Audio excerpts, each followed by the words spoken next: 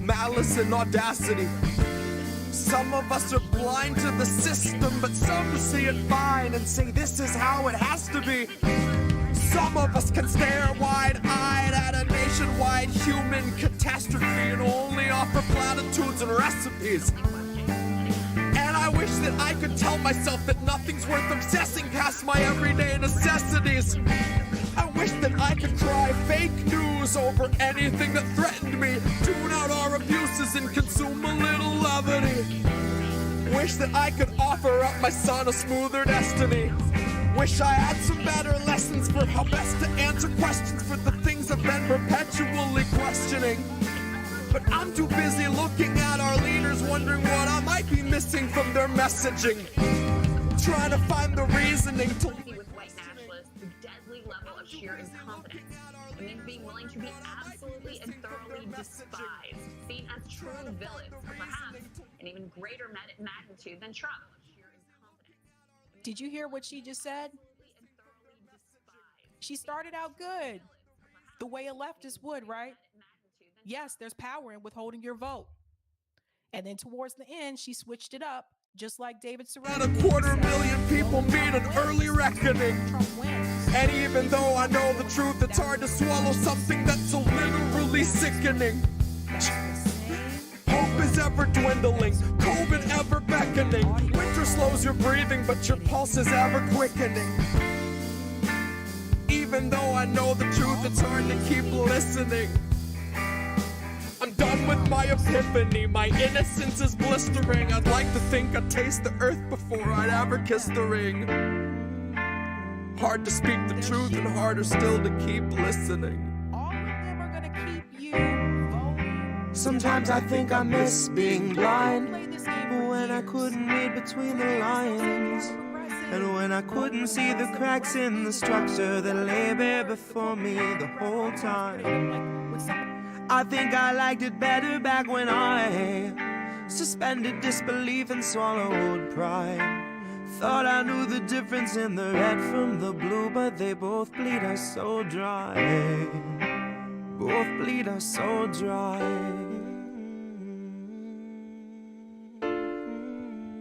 Both bleed us so dry. They both bleed us so dry.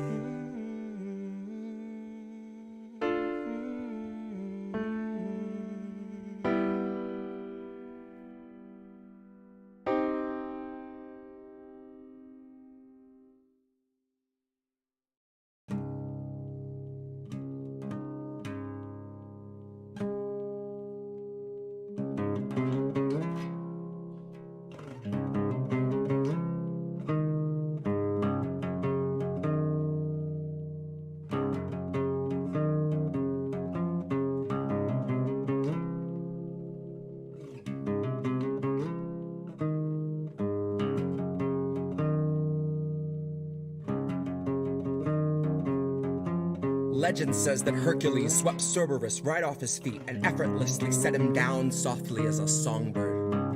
Atlas kept the world upon his back and every day wondered whether he could stand it any longer. And Tara Reid came out to say the man they tried to label the messiah of morality was really just another rapist. And I don't intend to hesitate when asked who was the stronger. Tara, like Assange, knew that carrying the truth would be the hardest labor. Tara knew that her assailant wasn't gonna make us any safer. And knew he's just the type of man to hand a decent foreign leader US printed walking papers. And knew he'd be relentless and aggressive in the war he'd wage upon her very character. That his attempts to weaken and degrade and embarrass her would be her only compensation. But I strongly doubt that anyone could ever have foreseen the stream of hate that came from quote-unquote progressives and the self-styled titans of survivor advocation. So if you really think there's something to be gained out of sharing your pain with the world, you are sorely mistaken. The Biden team just dragged their feet addressing Tara's allegations. Until they had a decent list of smears, then they aired them out on every station. And it turns out no one wants to hear the truth of who they praised as being worthy of such bloated liberal celebration. That no one wants to really know the person they've so valiantly defended, even when it meant they had to gloat and shit all over someone braver than they'd be if given the occasion. Now cue the faceless comment squad invasion. Cue those fuckers crawling out the woodwork to come analyze the way you wore your hair and what you wear. Like your appearance waives your rights, or that somehow you're the reason for your situation. Somehow they've decided you should bear responsibility for what such monstrous men insist on doing. Somehow they're deluded by the empty, hypocritical, and useless fucking platitudes that bastard keeps on spewing. And I think it's very telling that the best of their excuses when they try to come and justify our president's abuses is a hardy butt Trump. In which case I'll remind you that you never saw the news attempt to sell us Donald Trump like he was morally upstanding or a decent human. But when Joe says something bigoted or ogles someone's little kid, CNN says, isn't this refreshing? Biden's like a mix of JFK and FDR with all the finer parts of Harry Truman. Christ, I know that they don't think that we're the brightest, but at least pretend we got a couple lumens. Ask yourself if you have ever questioned what they fed you, or do you just shut your eyes and then consume it? And now ask yourself if you ate every one of Biden's lies under guise of harm reduction and the promise of a slight improvement. And now imagine long ago that Biden chose to show you who he really was by traumatizing you for his amusement. Now imagine that you watched him touch a Bible with those filthy hands, and then assume the power of the highest seat in all the land, of knowing your attacker wields a global coalition born of three-letter agencies who'll make a life's mission out of trying to discredit you through lies, damn lies, and collusion. Big tech is never gonna separate from our surveillance state. Fuck's sakes, they're just a breath away from total fusion. So there will come a time where even if you see the light, your voice will never reach the sky through all the bots and all the noise pollution. So trust us when we tell you that the masking of abuses is perhaps this country's oldest institution.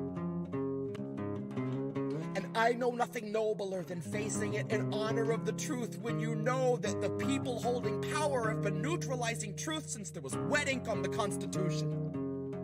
So know that Tara's truth is something crucial to the movement.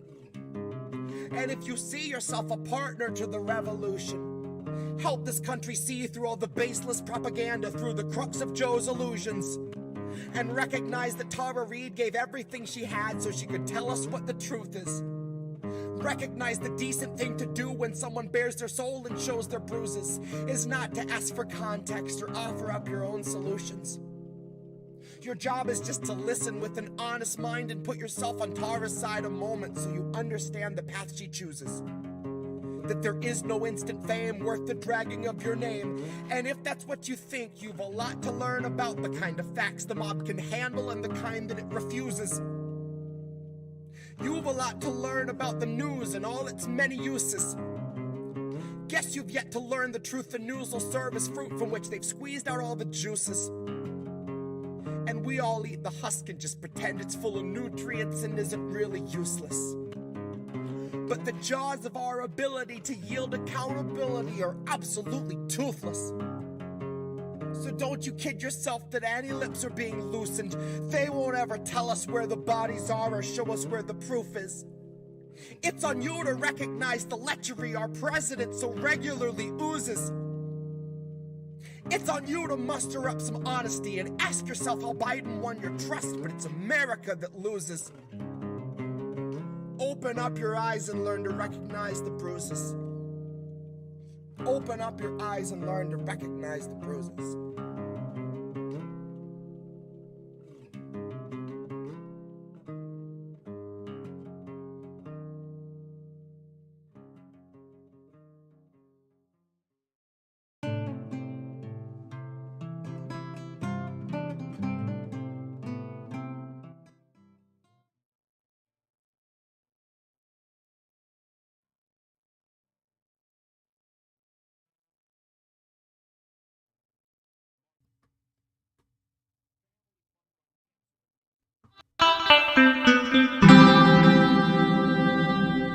Who are these people? Go do the thing. I hit the button.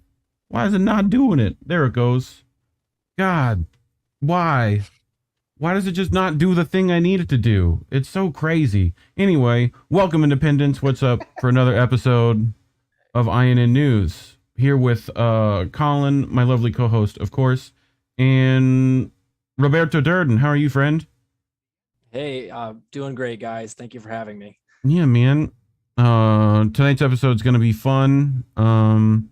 We got all the normal peeps in the house. Cynic, what's up? Les Bones, what's up? Yeah, we had to bring out the big dogs for today's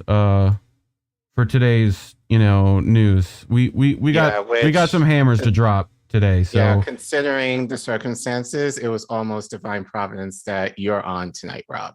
Yeah, so, I can't wait. And I don't even know.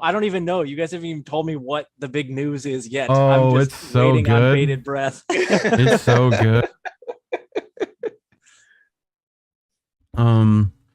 Yeah, I mean, dude, it's gonna be good. But everyone has to wait until the end. Like, we have 3 stories to get through till we get to the good one. So, like, you're gonna have to wait. And if you don't want to wait, go watch, Misty over on A4A right now, who is probably doing an incredible job. But otherwise, y'all ready to get started? I think I'm ready. Yeah, I think so. Okay, let me F11 my thing down here, right? And bring up presentation. I think, Collin, I got the names right this time. Hey, I got the names right. Look at that. You can't even see it, but there you go. Look, I got them right and everything. Yes, you did. You got it right. Except Rob's that's probably not his real name. He probably has to use that to protect his innocence. Yeah, exactly. Yeah. But anyway, I brought this. This is Caitlin Johnstone, who we tend to like. And SharePost picked up her reporting here. So I thought it would be an interesting thing because I think it's an interesting story, especially when we've been seeing a lot of these. I feel like we've been seeing a lot of the mainstream media try to rescind their Ukraine narrative a little bit, right? I don't know if you've been seeing that. I feel like they've been trying to walk a lot of stuff back. They've recently had to say things like, "Oh, they took away that neo-Nazi symbol," so they're cool now. Anyway, so Caitlin begins to say, so contrary to widespread triumphant Western narratives, this reporting describes Ukrainian troops surviving on 1 potato per day and deserting their posts, right? The Washington Post has published an acknowledgement that the Ukraine's war against Russia has not been nearly the cakewalk that much of the public has been led to believe. In Ukrainian volunteer fighters in the East feel abandoned, WaPo reports that contrary to the triumphant narratives that the Western world is being spoon-fed, many troops in eastern Ukraine have been surviving on 1 potato per day and deserting their posts because they feel their leaders have turned their backs on them and they're being sent to certain death. Stuck in their trenches, the Ukrainian volunteers lived off a potato per day as Russian forces pounded them with artillery and Grad rockets on a key eastern front line. Outnumbered, untrained, and clutching only light weapons, the men prayed for the barrage to end, the Washington Post reports, citing multiple named sources. Ukrainian leaders have projected and nurtured a public image of military invulnerability off their volunteer and professional forces triumphantly standing up to the Russian onslaught, the article reads.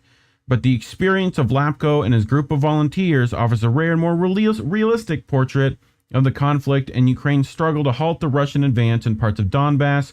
Ukraine, like Russia, has provided scant information about deaths, injuries, or losses of military equipment. But after 3 months of war, this company of 120 men is down to 54 because of deaths, injuries, and desertions. So, not looking good for them so far. It's interesting WaPo is reporting this, though, for sure. Any thoughts so far, boys? Yeah, it seems to me like they're trying to manufacture consent for more tens of billions of dollars. The best way to do that at this point, 3 months in, is, I think, making it seem as awful as it actually is. Because you have to convince the American public, like the Ukrainians are in real dire straits now. So I don't think they're telling the truth because they want to tell the truth. They're telling Yes. the truth because the truth means they can now manufacture consent pretty easily for more money to Ukraine. So I think that it's like even a broken clock is right twice a day kind of thing. They're not Right. telling the truth because they wanna. They're Yeah. telling the truth because Russia has Ukraine against the ropes right now, and that they need to send more money to their defense contractor buddies. Right. Yeah. So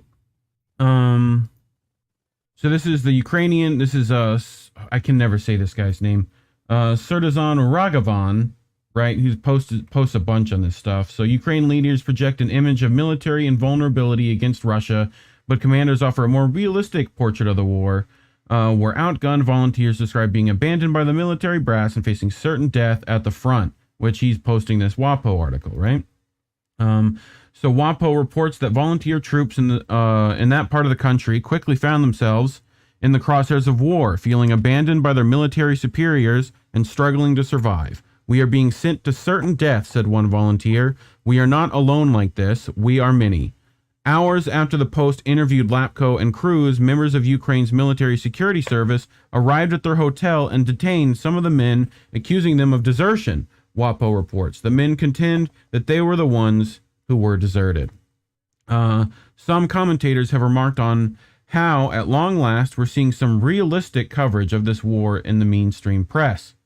First major U.S. media I've seen to report catastrophic condition of Ukraine forces, collapsing Ukraine morale on the front seems obvious.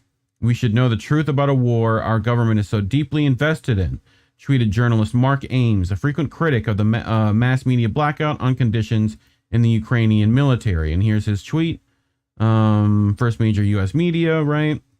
So this might be the first article in mainstream publication that punctures the PR spin and secrecy of the foreign military that the U.S. is subsidizing. 2 commanders were arrested after they spoke to the Washington Post, painting an extremely grim picture. Michael Tracy tweeting that.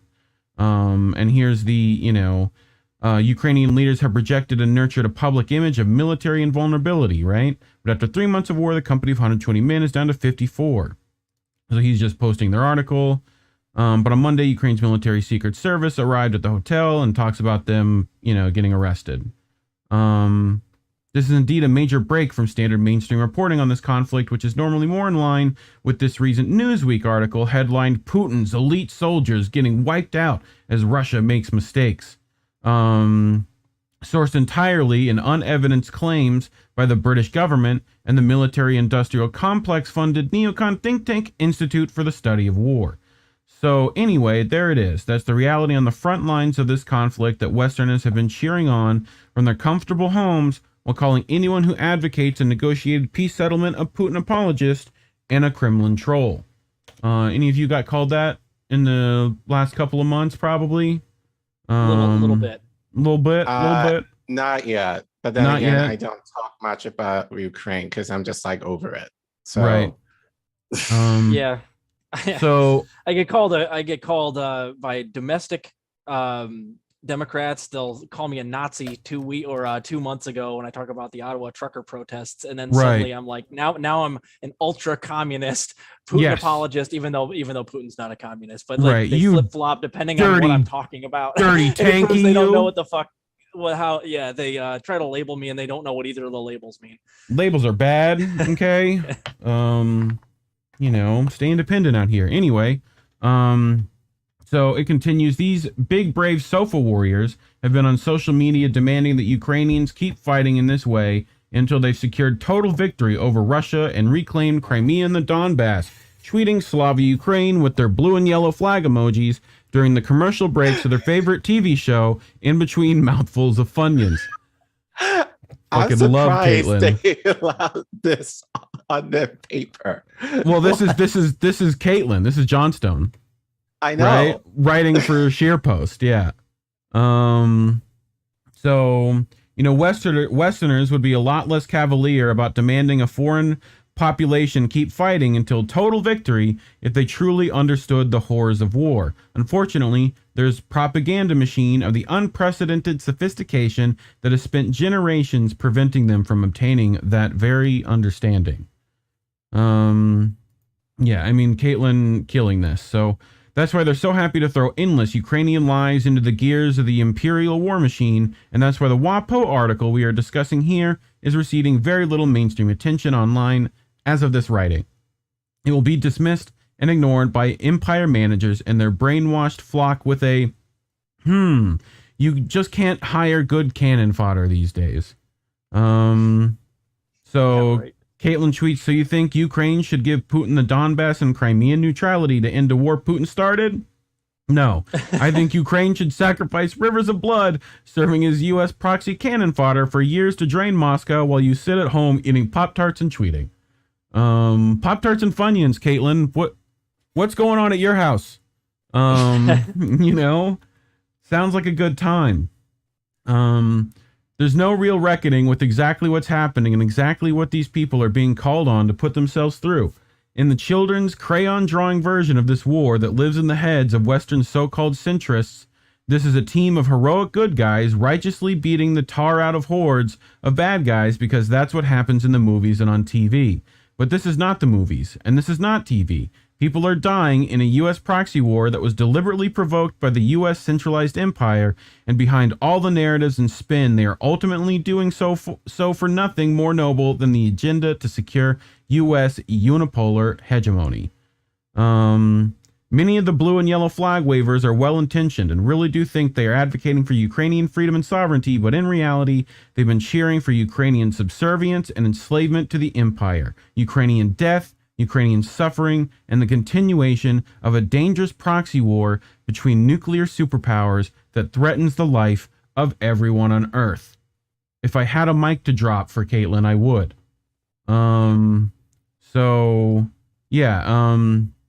Thoughts on that coverage from her?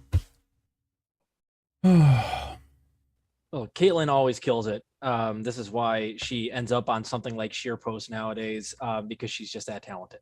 But she makes great points here, and this really proves that what all the rest of us anti-war leftists were saying before this all really escalated is like, if it turns out that there's going to be a bunch of Ukrainian soldiers being thrown into a meat grinder, left out to dry, eating one potato a day, that was all the more reason to cater to Russia's demands right off the bat and avoid all this in the first place. So they're flip-flopping and kind of admitting, like tongue-in-cheek, that they've been wrong this entire time. And all the anti-war leftists who are saying, well, you know what, if you don't want a bunch of Ukrainians to go through a whole bunch of horrible things, maybe we should go to diplomacy of some sort. And wouldn't that be nice? Yeah, right. And it wasn't that much. They weren't asking that much. Like Russia was saying that Crimea would become part of Russia. The Donbass, which is Luhansk and Donetsk, would have their own independent republics that have their own elections, and that Ukraine itself, Western Ukraine, which would be separate from the Donbass after this, would no longer try to get into NATO, and the US would no longer try to get them into NATO. I think those are pretty reasonable, and especially considering now, as it turns out, they're even admitting that Ukraine's getting wiped out and their soldiers are dying, they're starving, they're demoralized, they're quitting. Yeah, no shit. We told you guys this 3 months ago. It would have been nice. It would have been nice to save all those Ukrainian lives that inevitably led us to here anyway. So it's they had to start off with, we got to send some money to Ukraine because these people are heroes. Right. But now we're seeing the heroes get wiped out and they can't cover it up anymore. So they change to pity. So that's what they're using now. They're kind of flipping. I think it's almost impossible to cover up exactly how much Russia is kind of dominating it at this point. So if you want to manufacture consent for more money to go to Ukraine, they just switch gears and they go, well, Ukraine is obviously drained of resources. They don't have food and they're getting their asses kicked and there's no morale. The best way to combat that is just send them tens of billions of dollars worth of weapons. Yeah. So that's, I think, what's happening right now. Caitlin goes over that perfectly. And it's not hard in America, in a highly propagandized society, to convince us of certain things like this, because we have, we've propaganda woven into our media in a way that they all see the Ukrainians as like Rambo or Schwarzenegger or the Expendables. They're the good guys. They're big and buff and they have all the right intentions and they're kicking ass over there. That our propaganda system is so deep and woven into our media here that it's easy to convince a population like the United States to forever endure their own suffering so that we can quote unquote help these, pitiful Ukrainians at this point. Yeah. I mean, to me, this is like, it just shows that the narrative itself is falling apart, that even WaPo is having to like kind of give it some actual like reporting. Otherwise they'll look stupid in 8 months if they continue, Yeah, right. It was right. inevitable the tides were going to turn. It's just a matter of at what point do each of these outlets admit it. Right. You can't keep saying the Ukrainians are winning while we can objectively see that the like walls are closing in on them when you look at the map every 2 weeks of what belongs to Russia versus what belongs to Ukraine. In what way are they winning? Like, they're not winning. They're getting surrounded. So, and it looks like I was watching Hinkle's show earlier. He's talking about there's like 15,000 Ukrainians in an area that is about to be completely surrounded by Russian troops, and they might surrender. I mean, there's in no way I've seen that Ukraine is actually winning. And these outlets, if they do this for, let's say this goes on for a year and they spend 8 months telling everybody that Ukraine's kicking ass, it's going to look pretty ridiculous when it turns out that Russia takes over the whole country. They're gonna be like, whoopsie, sorry, what we've been saying to you for the last 9 months is we just couldn't get accurate information. Like, right. It just, so now they're trying to save face. Our bad. Yep. And so the WaPo just happens to be the first of these propaganda outlets that's going to fold. We'll just have to see. Eventually they're all going to have to give up and admit that, yeah, okay, whoops, the Ukraine isn't actually like winning anything. They're getting their ass kicked. Right. Eventually, I'll like to see the mainstream media try to spin this. I mean, you're right. They're going to spin it as like they obviously need more aid and they obviously need more. It might be that they want to put troops there, right? Like, see, their troops are deserting and right. So we have to replenish with boots on the ground. Also, it could just be they want to save face for sending $40 billion, which they just did, to Ukraine.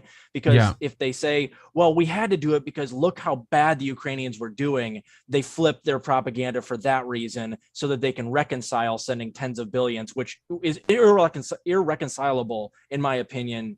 They have to try to sell that to the American public. And the way you do that is through pity. You send pictures of skinny Ukrainians and describe the horrible conditions that they're going through, the starvation that's running rampant. And then the American populace, in their mind, they're like, okay, well, then maybe I can, make sense of that 40 billion we just sent over there. They're trying to sell a proxy war that they're getting that isn't even panning out to be a proxy war because Russia's advancing so heavily.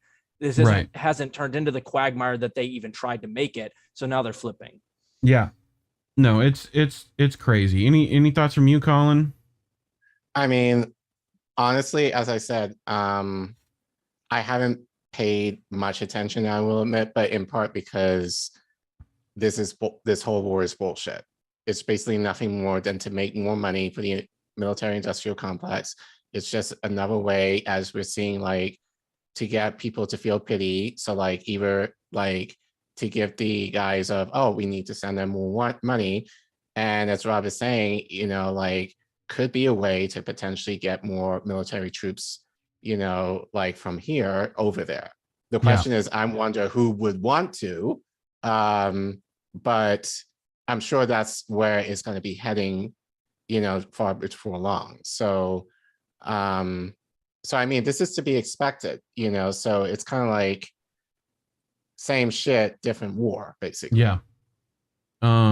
Nice to see our friends from RBN, Sabby and JB in the chat. I know you're here for an important story later on the evening. But people have been saying they've been unsubbed. Yes. Which is weird considering we barely have any to begin with.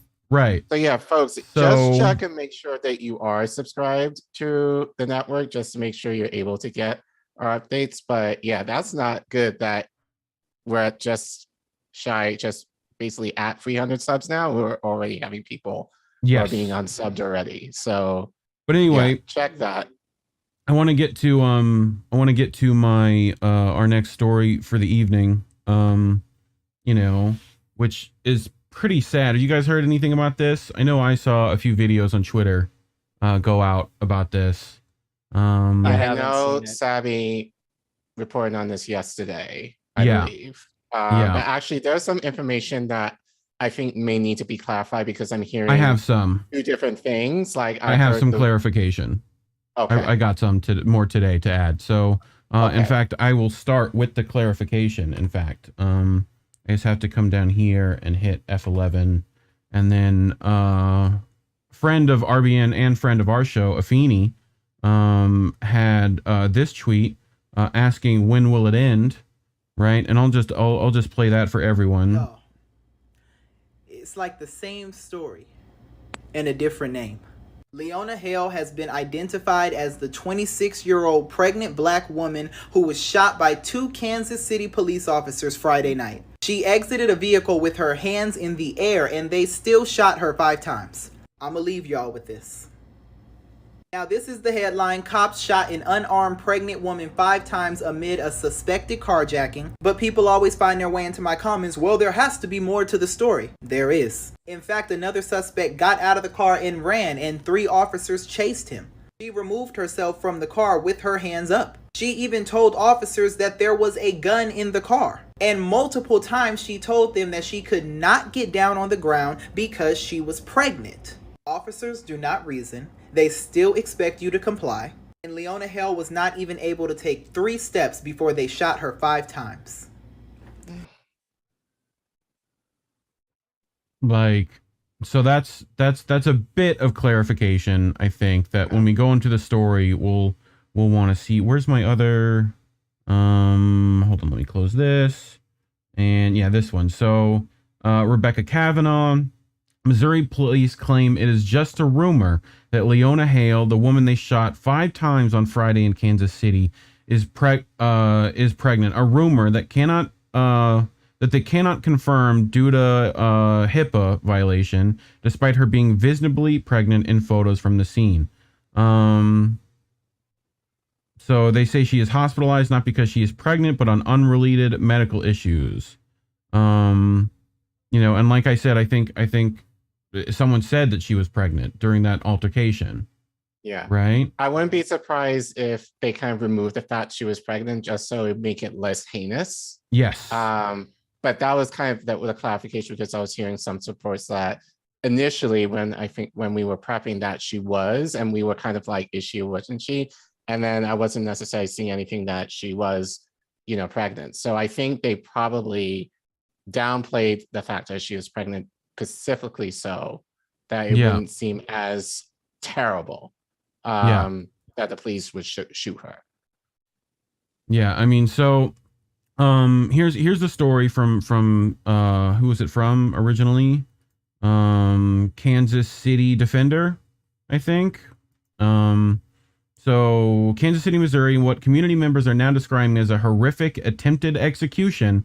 2 Kansas City police officers shot and critically wounded a black woman on Friday night, May 27th, in the Independence Plaza neighborhood. The victim and 26-year-old black woman identified as Leona Hale, which I'm going to claim is pregnant, from all accounts I've seen so far. The Kansas City Police Department alleges the incident was in an attempt to arrest a woman and a man in connection with the suspected stolen vehicle, but eyewitnesses say this narrative does not add up given the woman had her hands up and she was also shot an astounding 5 times. Help me out with this name, Collin. Probably Shaydana. That's Shaydana. Okay. Either that or Shaydanja, one of the two. Maybe. An eyewitness who recorded the aftermath of the scene told the Kansas City Star she heard officers start yelling, "Get out of the car," to 2 people who were in a car close to her. A man got out of the vehicle, she says, and jumped a fence and took off. 3 of the cops took off after him, she said. The woman, on the other hand, exited the car with her hands up. According to the Kansas City Star's eyewitness account, the cops told the woman to get on the ground, but the woman informed them that she was pregnant and so she couldn't get down on the ground. Then police asked her to get down multiple times, which she still couldn't. The woman then informed police that there was a gun in the vehicle. The woman began moving back towards a fence of the parking lot. Numerous officers approached and drew their weapons. She did not pull out a weapon on them. One more time. Shaydanja, we'll go with that.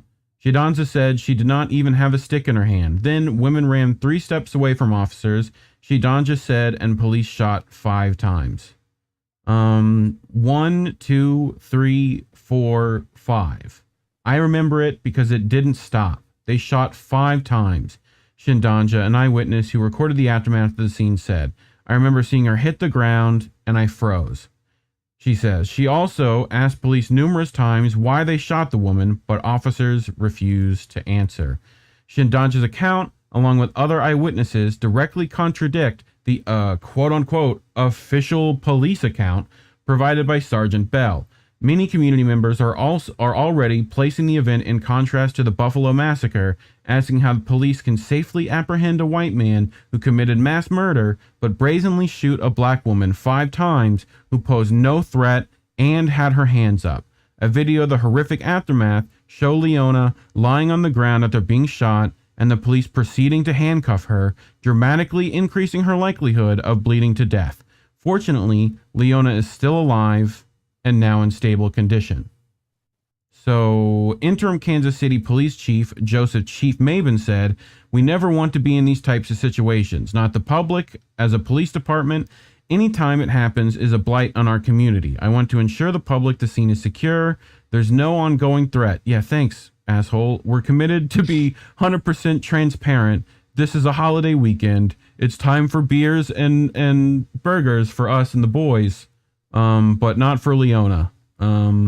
Missouri State Highway Patrol has been tasked with investigating the unarmed shooting of Leona Hale. It is procedure for such an outside agency to investigate police-involved shootings, specifically involving the KCPD, as an alleged attempt at providing impartiality.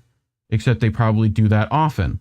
Community members are already decrying this decision as they recalled the botched and corrupt investigation conducted by the agency last year in the case of Malcolm Johnson.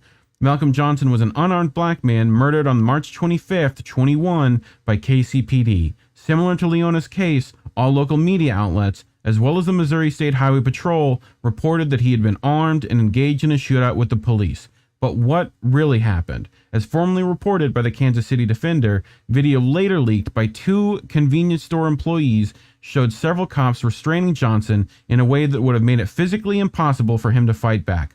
One cop draws her weapon, accidentally shoots another cop in the leg, and then fires several shots into Johnson's back. In other words, not only was Johnson unarmed, but one of the cops accidentally shot the other cop before murdering Johnson, and Johnson was framed for the entire situation. None of this information would have been released if the video footage was not leaked by the convenience store employees. The Missouri Highway Patrol also reported that Johnson had shot a cop and thus found his murder justifiable. As Defender columnist Cassandra Gillig previously wrote, it is easy to see how police are the dominant authority in these murders. Another news story released by KSHB Kansas City 2 days after Malcolm Johnson's murder works to legitimate the narrative by exclusively using police and FBI perspectives. In this story, Public Information Officer Sergeant Jacob Bacina says, we trained tirelessly from day one to give officers every tool, both physically, mentally, and tactically, to work through those situations so that they had the best chance to make the best decisions that they can, suggesting again that this outcome was the best possible and truly could not have gone any other way. Thoughts, Collin? 2 things. One, thank God she's alive. Number 1. Number 2, and I was thinking about that. Yeah, Savvy said this, and that actually was 3 points I wanted to make. I hope she sues. Yes. Yeah, absolutely. I hope she sues those motherfuckers for what they did. Number 3, and I mentioned this to you, Reef, yesterday because I just found about it on Twitter yesterday. David Hodge, who's known for the Parkland shooting, I think, is basically using the Uvalde mass shooting to engage people for March for Our Lives Part 2, which actually is going to be in DC, I believe, next weekend. And no disrespect to the families in Uvalde, for what happened, last week. this story is not going to get mentioned though. You know, Yeah. I'm sure like this story, you know, like it's going to be brushed under the rug, you know, in light of, you know, the Uvalde police shooting. But here, I hope, this is what I expect. If they use this march, because David Hodge, he sent a tweet yesterday, like, oh, we're going to have people registered to vote. If they're going to use this event to enforce people to vote Democrats, Yeah. like I'm going to fucking scream. You know, Right. that happened at George Floyd. I saw it. Like a lot of Black activists, you know, pushing the idea that we needed to vote for Biden. And I'm pretty sure the same shit is going to happen again. You know, like, oh, we need to vote Democrat, you know, to ensure like the Republicans don't get into office, only for the Democrats to promote more of this shit down the road, you know? So, yeah. But I mean, same shit, different day, you know, especially among the Black community, you know? So it's like, again, I'm glad that she's alive, you know, in this case. Yeah. But well, we wouldn't know the difference. Again, we wouldn't know the difference unless someone filmed it. So please keep filming these cops. It's just, you have to. You have to do that.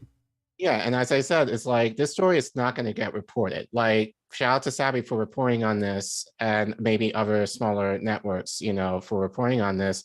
Yeah. You know, and again, we don't want to take, obviously with Uvalde, that's a big issue, but this should be just as big of an issue, you know, especially within the Black community, because this happens every day. And we're lucky that we even get to report on this. God knows how many more are not reported every single day. Right. So, you know. Yeah. Robert, anything to add? Yeah, to Colin's point, you're exactly right. Let's not forget that the police have been highly militarized by Joe Biden, who wrote the crime bill and who is now increasing our police budget way over what Donald Trump had it. I believe the police budget is going to be like close to 200 billion, and it was just over 150 billion when Trump was in office. So voting Democrat to get rid of, you know, bad policing. No, the Democrats are supercharging the police and giving them highly like militarized weaponry. And I don't know if you've seen, there's like a skid steer riot gear they're getting now. It has a wall on it that can extend for all of those pesky activists who keep protesting on the streets in case they want to just scoop them off the street like a, you know, like a snowplow. It's ridiculous. And the other point is, if you still think the police exist in this country to protect you, I don't know what else to show you other than what's happened over the last 2 weeks. Yeah. When a mass shooter goes into a school, these same people who are so brave pumping 5 rounds into a pregnant lady piss their pants and won't do a thing to save your children. But when it comes down to a pregnant lady with her hands in the air, they will unload on her like it's a South Park episode. That means if 2 officers shot 5 times, it means one of them shot 3 times, the other one shot 2, more than likely, or 4 and 1. It means that at least one of them was firing multiple times and they hit her a whole bunch of times. That's not a threat. And you saw what the police chief said, right? He goes, don't worry, the ongoing threat has been taken care of. Right. What, did you take those officers' guns away? Because it was a carjacking. It was carjacking. There wasn't a threat till they got there. So the issue here, and I think the big picture that everybody should be taking down right now, is understand that the police exist in this country and are being heavily militarized by the Democrats right now, and they would be also by the Republicans, but both parties do this because both parties are the elites, and the police operate as the lapdog security of the rich people in this country. So they're not there to protect you. They're not there to prevent violence. They're there to inflict violence on the poor people of this country and keep them in line. Right. So you won't ever see them preventing school shootings. You won't even see them stepping in and stopping school shootings. Same thing with any, psycho that goes into a grocery store. They're going to stay on the outskirts until they have a way in, or they won't go in at all. But when it comes to unarmed people, they pulled over for some reason or another, they'll shoot them 5, 6, 7, or 8 times like a cartoon. Right. So it's ridiculous. There is no such thing as police that want the best for you unless you happen to be of the hyper elite class. Right. I have to wonder if a similar situation like Sandy Hook in an affluent area, like white, predominantly white? Yeah, that's a good question. Like if given that, if that was a situation to happen again, what the response be? Because no one's necessarily talking about this at Uvalde. All those children were Latino. So it's like, so we have to bring the race into this as well. Like I'm sure, and pretty much if this were in a predominantly Black neighborhood, I'm sure it'll be a similar result of what we did. But I'm sure if it were like, and not to say it doesn't happen, but if this were a predominantly white affluent neighborhood, I'm sure the response with the cops would have been 10 times better, especially given what happened in Sandy Hook, would be a lot better now. I can't say that for sure, but but again, I think the difference with Sandy Hook, they were talking about it for months after that, given, the position of those families. Uvalde, I'll give it another few weeks, before we move on to the next thing. I think they're already starting to kind of move on, from this in a sense, but like I said, like, obviously there are going to be protests over this. As I said, there's going to be March for Our Lives rally in DC next weekend. And I'm going to be watching Hodge closely because it's just kind of like, yeah, as I said, I hope, well, he's probably going to, but he's going to peddle this, for people to vote Democrat come midterms. And that is not going to help us, to achieve, like the gun safety that we desperately need in this country. Democrats are complicit in the bullshit that the Republicans have perpetuated. So both parties are responsible, given what's been happening within the last few weeks. But I think especially with Leona Hill, what happened to her was just pathetic, Well, between that and everyone else hurting economically, their jobs being lost, their houses being taken, right? It's brutal right now. Like everyone's hurting. I've seen everyone, literally almost everyone in the space, like having some form of like mental breakdown because of their empathy towards other people right now. It is hurting, and it sucks. So I suspect that this is not going to be dropped. The school shooting will not be dropped by the Democrats because it is a very valuable wedge issue that they'll use to run on and make sure that you understand that the Republicans are the bad people. I think they'll keep going on this as much as they possibly can. After the midterms, they won't care. But here's the thing. For all the Democrats doing that right now, you guys have Congress and the executive branch. If you guys wanted to do what you say you want to do, you can do it right now. You don't need to win the midterms. You have everything. You've already had everything. If you really cared about this stuff, you would have been doing stuff that you say on Twitter right now over the last 2 years. And what you're going to get is you're probably going to get a wipeout loss in the midterms. And then they'll have the convenient scapegoat that is the Republicans. And then every single time it happens over the next 2 years of Biden's presidency, where there's a split, maybe they lose the House, but they keep the Senate, they're gridlocked, and then they'll just blame Republicans for every mass shooting, and it'll be very, very convenient, even though they didn't do shit to actually prevent this. Which, by the way, and I won't get too far into it, if they wanted to really root out the cause of all of these shootings, mass shootings, you fight poverty. Right? You fight. You don't fight crime by funding the police more. You fight crime by reducing poverty. And when you fight poverty, you create a system that is fertile soil for people to be comfortable, and they don't have the anxieties and the suicidal ideation and the situation that's so abusive and traumatic that it causes them to go and become these mass shooters, So that's the root. And the Democrats are as implicatable as the Republicans are in, creating abject poverty in this country. So they don't have any interest of actually stopping any of this stuff. It's all that poverty. That poverty is there just to depress you. It's just there to depress you. You could easily fix it. You just have to like look at me. You gotta get angry right now. You got to. Now is not the time for sitting on your ass. Like, get the fuck out there. Politicians aren't gonna save you. They're not. Like, Voting isn't going to help right now. You're going to have to make the people in power do what you need them to do with that power or take it from them. End of story. Like, oh, Right. Yep. Like, not to go off for a bit, but like, I'm not hearing too many people talk about Ramos and like what would possess an 18-year-old to buy a gun and shoot children, you know, like, and don't give me the bullshit like, oh, he had like, you know, like it's a matter of video games, it's a media and all that kind of stuff. I mean, it could be part of it, but, you know, given what I've heard from the mom, you know, a little bit, it sounds like, you know, the kid was depressed. You know, why was he depressed? Right. You know, economic reasons, but not being checked up on mental health wise. You right. know, like, and people are not necessarily having that nuanced conversation in terms of like, what would possess people to do shit like this?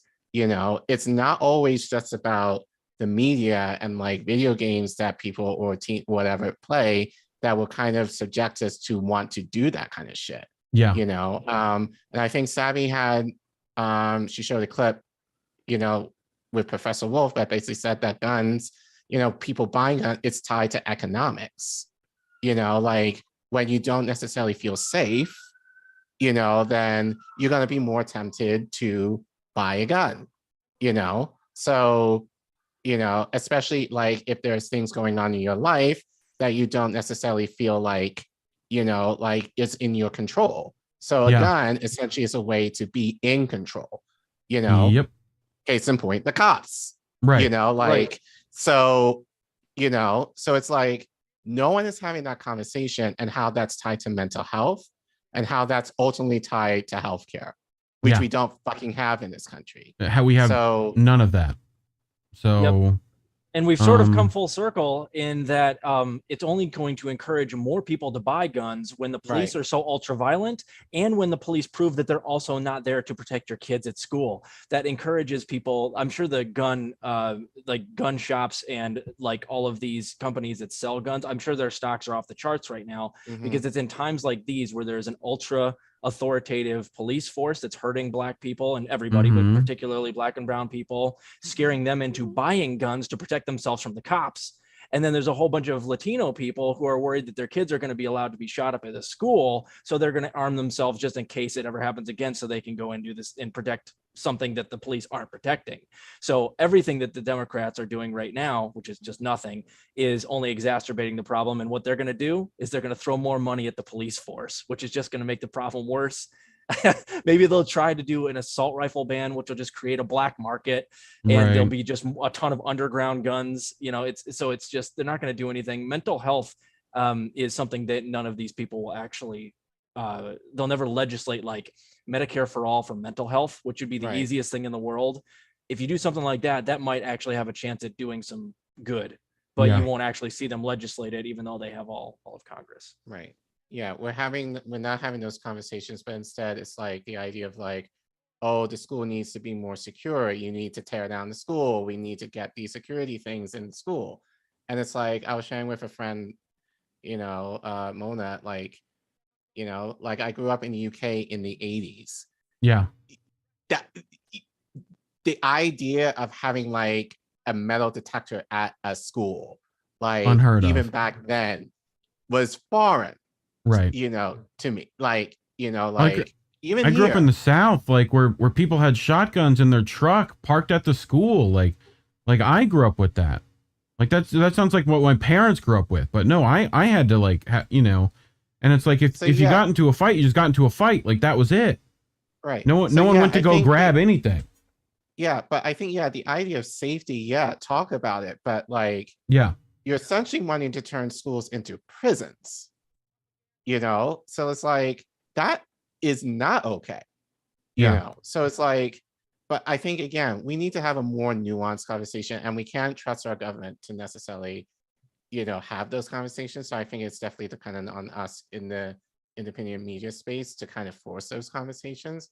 A lot of this is tied to mental health, you know, class, and poverty, which is all interrelated.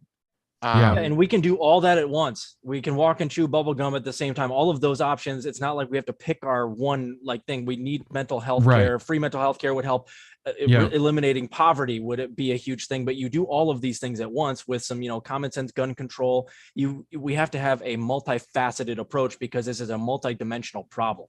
It's not just about, we need to take all the guns away. It's also not all about, we need to do all mental health. No, we can do a lot of things. We needed to just decide how to triage and decide where to put our resources and have a conversation about what could actually help rather than virtue signaling. Yeah, I couldn't agree more. But yeah, these stories just anger me at this point. So, mainly because of the lack of action in any department. So, but anyway, Collin has a story for us this evening. Collin, you want to walk us through it? Yeah, my rant of the week is none other on Bakari Sellers, also known as Bakari Sellout. And Savvy, I know, reported on him. She beat me to it yesterday, I think yesterday or Monday. Kit reported on him, I think also earlier this week. I want to do a little more of a deep dive though, because Bakari is a bitch. I'll just say it right now. He's a bitch to the establishment. So, and I've been annoyed with him, forever, especially on Twitter, but this story came out I believe over the weekend. So I definitely wanted to report on this. So, and I saw this initially on Twitter that Jordan Charlton, tweeted out, the squad naively fought non-endorsing Nina Turner will prevent them super PAC assaults against him, featuring a picture of Bakari.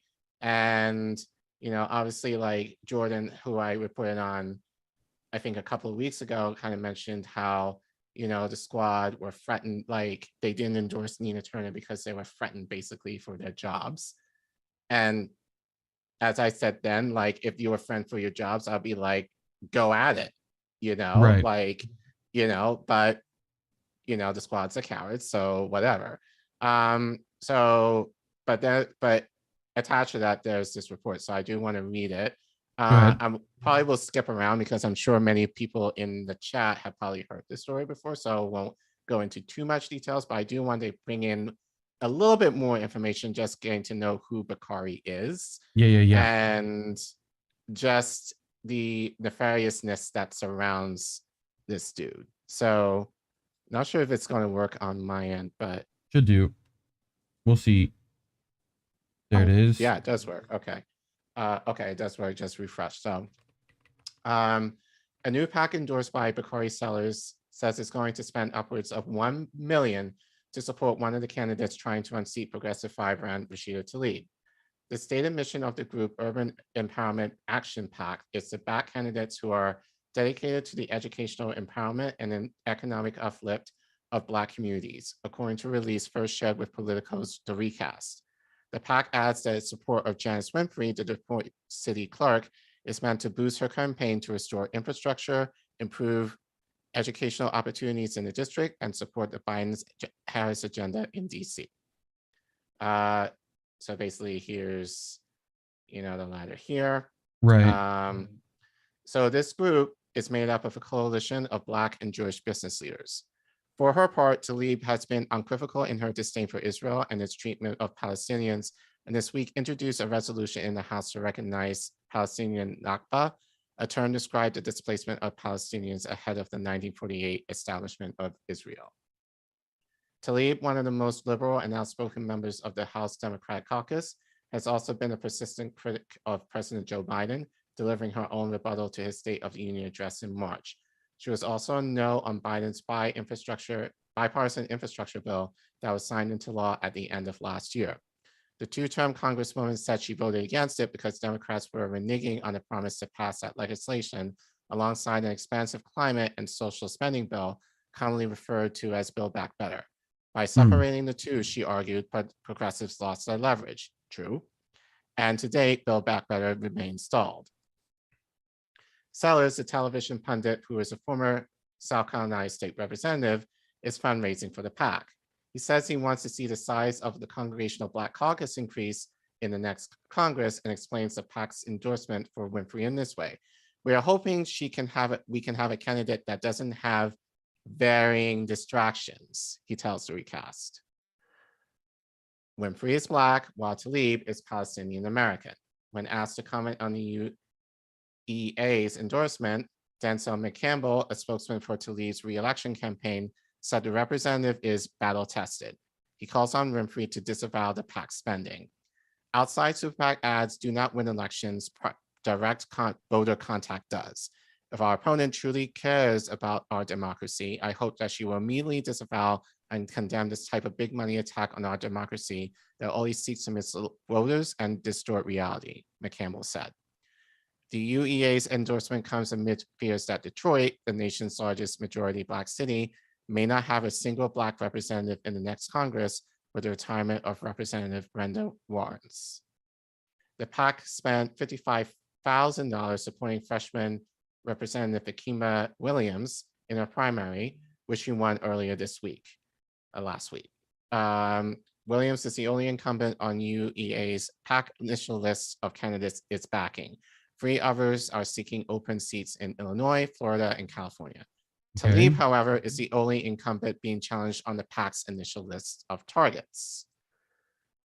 The support can go a long way for Winfrey, who will face off against Tlaib in Michigan's August 2nd primary. They'll be competing in the redrawn 12th district, which includes parts of Detroit, as well as the more conservative areas of Livonia and the city of Dearborn, which is home to the nation's largest population of Arab Americans. Winfrey, who entered the race in February, raised a little more than $236,000 and just had over $220,000 on hand, according to the latest Federal Election Commission records. Those figures were dwarfed by Tlaib's war chest. She raised more than $1.3 million and still has $1.6 million cash on hand. Any thoughts so far before I continue? I mean, what about you, Rob? Anything? This doesn't surprise me at all. It's exactly what we expect. I don't know why the squad ever expects that they're gonna have, like, if what Jordan Sheridan is implying is actually true, like that they thought that maybe there wouldn't be as many PACs brought against them if they all voted for Chantel Brown, and they're being naive because they thought that.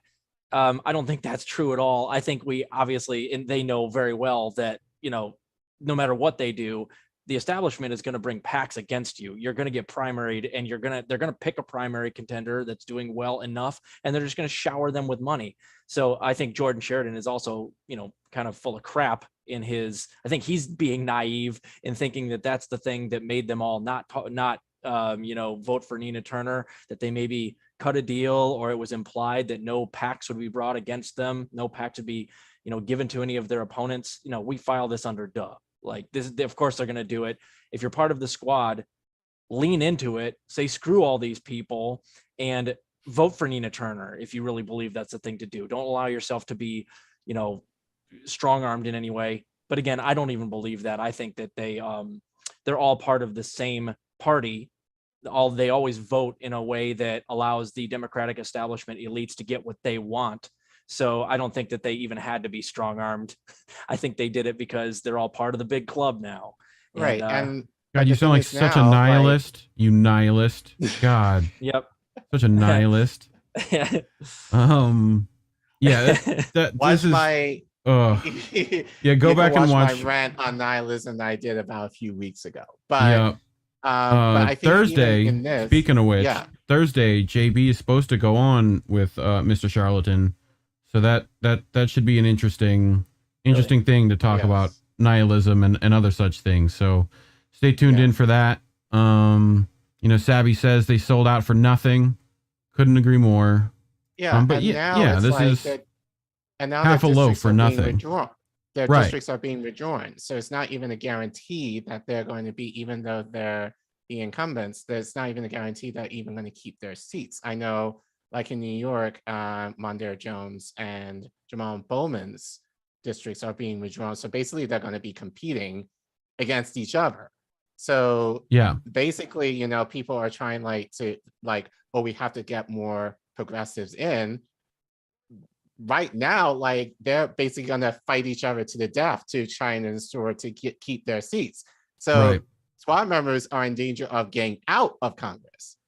So it's like, you know, you did the shit that you thought was going to help you, you know, in your career. And maybe if, you know, like you were so kind to maybe help the people, but the establishment is screwing you over anyway. So, and they always do. So that begs the question, who's the more naive, the squad members or Jordan Sheraton for assuming that they're that naive that they think they're actually going to have no PACs brought against them if they cut a deal?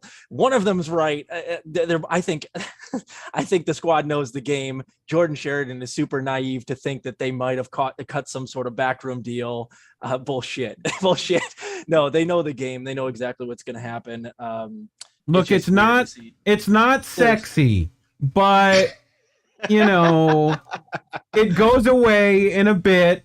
I mean, it's just like the sex I get at home. It's just not, you know, yeah, this is classic. Like, let's play ball with the establishment, who obviously play better ball than us, right? And like, you know, see if that we can sneak one over on them while playing their game. Like, no, that's not how any of this works, Dolores. I'm just choosing a random name, but like, it's ridiculous. Like, it's crazy that we're still even talking about like electoral stuff in general, you know? But anyway, you got some more, Collin?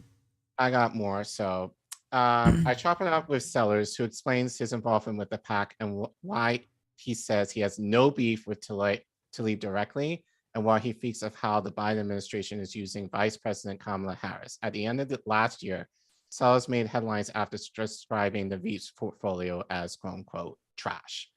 So if we go try and remember how I did this. Okay, wait. No, okay, so I was right. So here's a couple of tweets that I picked up, you know, in putting this together. Jay Norul comments, low-key think Bakari has had to do an enormous amount of damage control after he spoke honestly about the vice president's portfolio, plus aligned with Nina Turner. Guess Biden's people put a firm grip on his shoulder. And then Isa4MD comments, Bakari goes from supporting Nina Turner to always trying to defeat progressives. This guy doesn't believe in anything. Nihilist. So this is why I tweeted out to Jordan following the tweet that I showed you first. So what does that say about Nina Turner, that she's actually friends with Bakari Sellers? Because remember, he was a part of her campaign last summer. And even then I was kind of looking at both of them. I'm like, wasn't he a super delegate who basically swore that he would vote against Bernie if given the chance? Why, yes, Collin. So why would Nina align herself with him? Friends or whatever you want to call him personally. Like, but ideologically, you are opposed to him, allegedly. Right. You know, so yeah, I'll just play what she said, which is kind of fucked up, but you know, but not sure if I can play. I think you just hit it again. Hit it. Okay. Maybe. If not, I got it. No. Okay. I got it. Okay. God, let me drive. Good afternoon. One day left. It has been a whirlwind. My dear friend, yes, the Honorable Carp. You honorable. They still put that on my mail because too. It's true. Once honorable, always honorable. Well, we do get to keep our last title. Yeah, right? that's right. Okay, the Honorable Bakari Sellers is here with me. He flew in today from the great state of South Carolina. I am so excited. Him and I have been many a space and a place together.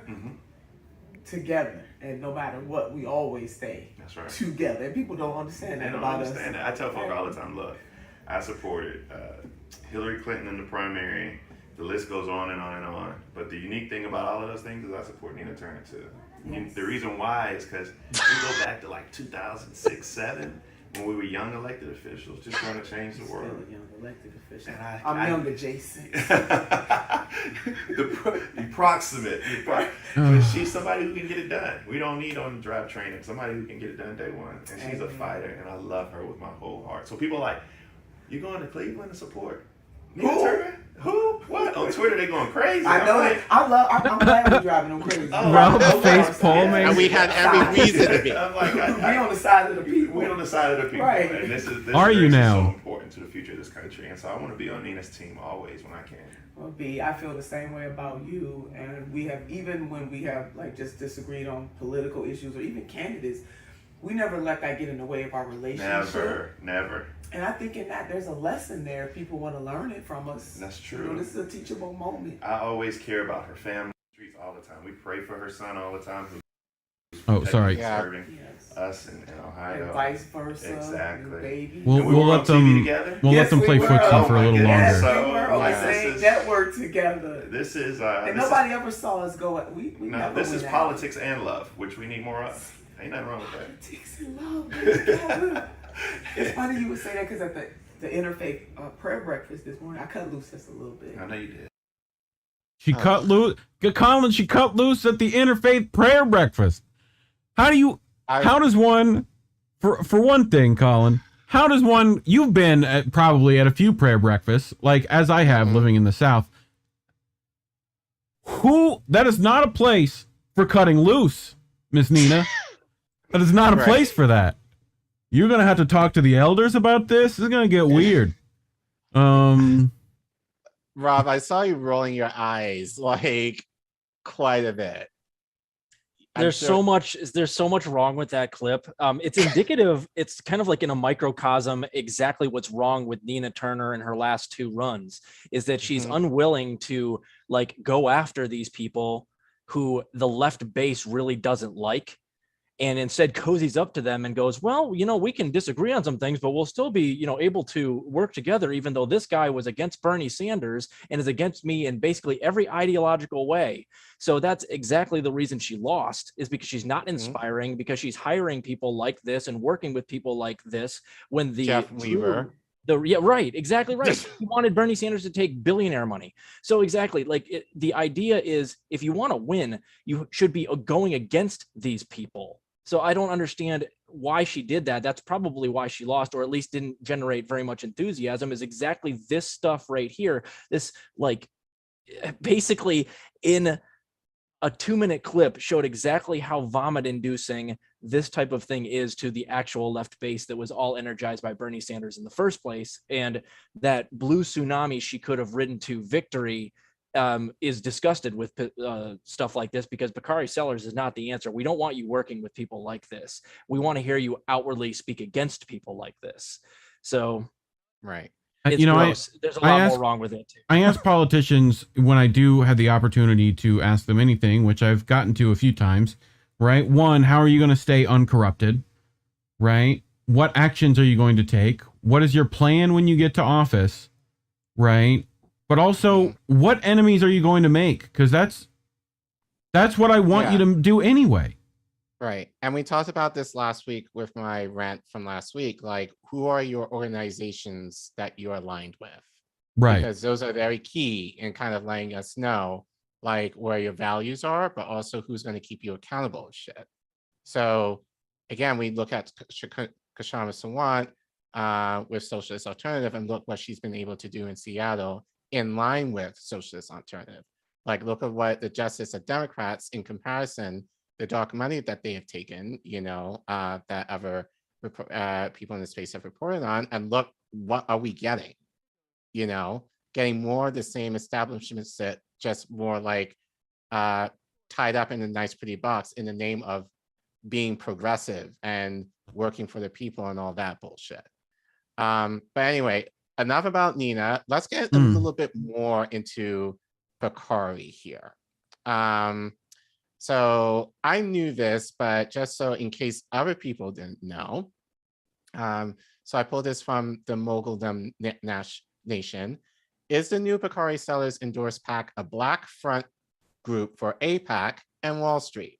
Democrat Bakari Sellers is putting his support behind a new political action committee called Urban Empowerment Action PAC, a coalition of Black and Jewish leaders.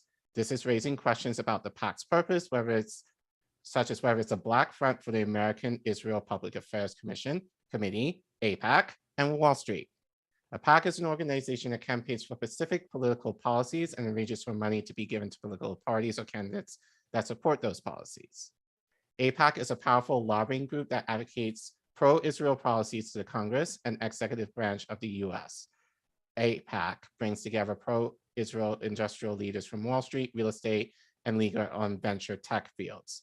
The Urban Empowerment Action PAC says it believes that creating real economic opportunities for African Americans requires the adoption of smart public policies rooted in empowerment and a reversal of harmful public policies that affect education, public safety, workforce and development, entrepreneurship, housing and health, according to its website.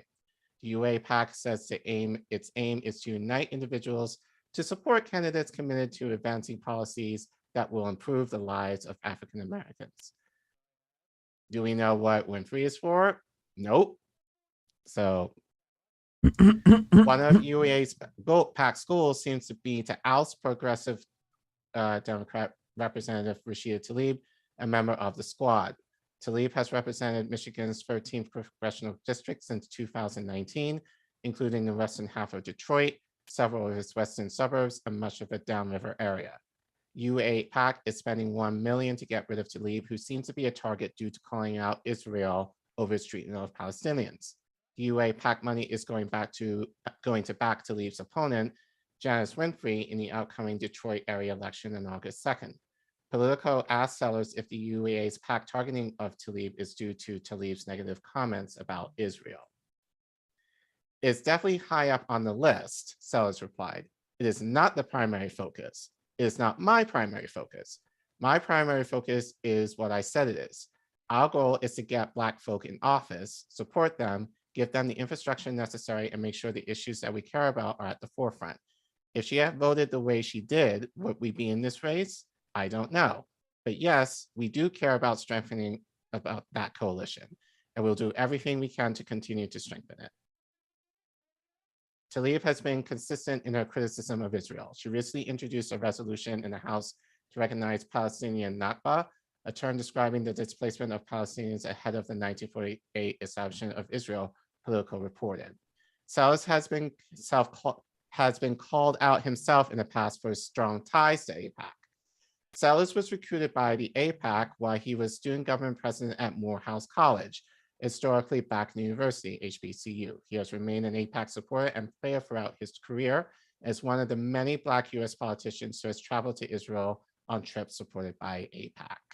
So apparently when I was doing the research is AIPAC tends to do this quite a bit. They target Black students at HBCUs, especially ones who seem to have a lot of promise in government, to recruit them purposely, essentially to do their bidding. And so like the CIA and the FBI, same thing. Gotcha. So those of you who know Richie Torres, similar shit.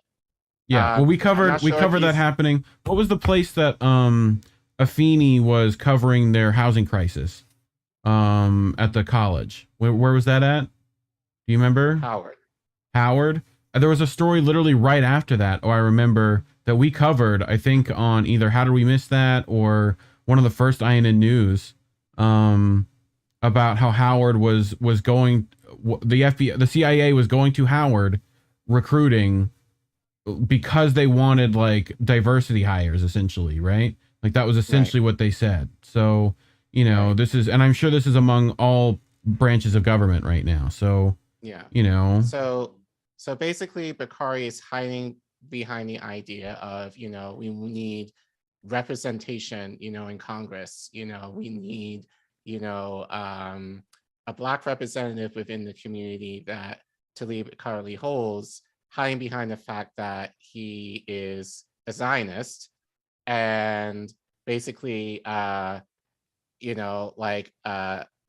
a whore for AIPAC Mhm. and willing to do their bidding. As Joe Biden would say. Yeah. And willing to do their bidding just to ensure that Tlaib, loses her seat. So Yeah. in not so many words, in my mind, that's really what this is about. It's Okay. not a matter of working for the people. It's basically, Bakari, AIPAC basically tapped Bakari on the shoulder being like, we need you, bro. Take care Right. of this. So, so a couple more tweets, and I think there's one more thing I want to show you guys. So, Okay. Bohemian 2 report says on Twitter, Bakari is a disgrace to his father's legacy, a complete prostitute for AIPAC. Well, remember when he went to allegedly support, quote unquote, Nina Turner in Ohio? Yes, we do. Oh, so one last thing. So he did this interview with Vlad, DJ Vlad, I think 2 years ago. DJ Vlad. So, yeah, so just wanted to show you, because they talk about Israel. Notice what he says and what he doesn't say. So if you don't mind playing the clip. Now, you've been pro-Israel for a while. Yeah. Which isn't very common in the African-American community. Me being Jewish myself, I've had a lot of really ugly racial slurs, everything you could possibly think of, from, I don't even want to go into the words. Me myself, I've been to Israel, I think 3 times now. I understand the conflict involved between Israel and Palestine. It's very complex. I really wish that there would be an end to the fighting over there. But you don't usually see that with my contemporaries in hip hop. Why exactly are you pro-Zionist? Well, I mean, I think the best way to put it is I'm pro-peace. And I've been to Israel 3 times. I've actually been to the Church of the Holy Sepulchre. I've swum in the Dead Sea. I've seen where Jesus gave his Sermon on the Mount. And as a Christian from the South, it was very moving. Like you, I also understand the conflict and understand how complex the conflict is. But I do firmly believe in a 2-state solution where everyone can actually live peacefully and coexist together. But even more importantly, I want people to understand this. Like, I'm not just here in America pushing for social justice and not asking for social justice throughout the world. I actually met with one of the deputy mayors of Tel Aviv to talk about police brutality. I've actually been to absorption camps and learned how Ethiopian Jews are brought into Israel and their relationship, and want them to be treated fairly, want that level of humanity given. And so just as I ask for people to give us the benefit of our humanity here, I think it's fair to say that people put you in these categories of pro-Israel or whatever it may be. I'm truly pro-peace, and I try to learn about this process as much as I can. And at the end of the day, I want all God's children to be granted the benefit of their humanity. Yeah. Notice, well, folks in the chat, what did he say and what didn't he say? Indy, basically said it, like pro-peace, but yet you're pro-Zionist. Right. And you didn't mention a shit about Palestine. Yeah. So, like, if you're that concerned, you should be pro-Palestine, but he doesn't mention them at all. He talks about everything in relation to Israel, but nothing regarding Palestine. So this just kind of shows you, and I think, especially if you're lefty on the black, this is black leftist, this is what we have to deal with. It's like, this guy is representative of, the black capitalist class. Like, he cares about his position first, then his class, then his, and then his race second. So the fact that he's willing to do this for AIPAC just in the guise of getting representation. And Savvy is right. Like, black people are being pushed out of Israel. Like, you're not even, you're basically, even if you're Israel, if you're black, you're more or less a second class citizen there too. So it's like, what the hell is he talking about? So, so really this guy is just, as I said earlier, a bitch, you know, but more importantly, you know, he's just like a whore for the establishment, you know, in the name of his career and, you know, his place within, you know, the elites. So, you know, Durden, any other thoughts? last thing before we get off this story, hit him with what you got. I'll go real quick. I got 2 things to say. You can't be pro-Israel and pro-peace at the same time. If you know anything about what's actually been going on in Israel, Israel just bombed Palestine for like 14 straight days or 13 straight days last year after that incident at the Al-Aqsa Mosque, including they bombed the AP building, which had a whole bunch of journalists inside. They gave them time to get out, but they leveled the AP building. They blew up a whole bunch of roads to hospitals. What they do there is like, you know, it's like ethnic cleansing. How are you and you're pro-peace, but you're pro-ethnic cleansing? Okay. And then the second thing I drew from all of this is that it's sort of interesting that he's hiding behind identity politics by saying, we need to put a Black woman in office. And he's running against Rashida Tlaib, who is a woman of color. So it's like, you don't really care. It's so stupid that they run out there with this identity politics bullshit. We need representation from women and particularly brown women. That's why I'm for Mrs. Winfrey, when they're running against Rashida Tlaib, who is a woman of color, whose parent or whose grandmother lives in Palestine and lives under the oppressive force that is the Israelis. So he's so full of shit. You know, he's hiding behind identity politics, and it doesn't even make goddamn sense. Right. Oh, this is why I appreciate yous. You got good shit going on in your brain. So speaking of good shit going on in brains, it seems like Sabby and us here at INN think about very similar things in this space. So people should go check out her evisceration of a Mr. David Sirota. She laid it out, and their connection with breaking points and things like that. But we also saw some gears turning in that space. So, Mad Crab, who was giving shout outs to the doobie dooness of that show. But Mad Crab also helped us make a little video that will explain, some things, I think, in a way that you will enjoy. Also, Indie News and The Dissonant have been working together, teaming up to write an article. Robert Durden, have you been paying attention to people in the space forming alliances and networks to allow them to work together at all? Have you been seeing this happening? I have noticed. Noticed that. Yes, I have noticed that. Very interesting. A few of those people we tried to help along the way. So, they might have taken some ideas. I'm not saying, but I'm saying. But okay. But can we even call them a network, though? Oh, I think we can call them. You can call them whatever you want. You can call them whatever you want. It's a network. That's what it is. I call them mice in a rain barrel that are clustering together. Yes. because they have no choice. Almost everybody that was coalescing under breaking points right now has a floundering channel, so they have no choice. I'm waiting. Is Crystal gonna be the one at the end of Titanic kicking DiCaprio off the door? Is that what's happening? In this analogy is Kalinsky DiCaprio, because that doesn't work for me. Right. So I wanted to bring up this Substack draft. This is a work in progress right now. But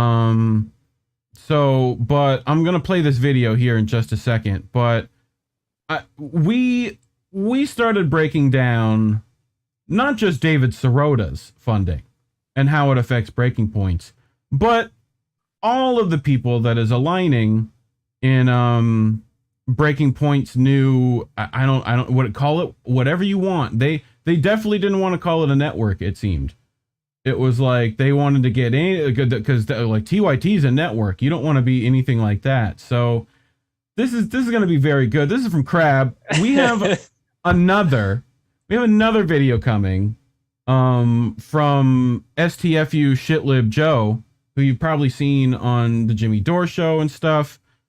His video will be equally as good. I think there's going to be a couple of rounds of this, myself personally. And I'm down. My cardio's great.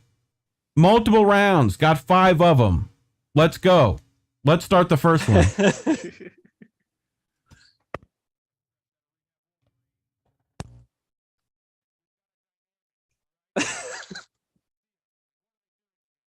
Is there sound? Yes. Oh, for them, but not for us. Yeah, I got it. If the button would click on, there we go.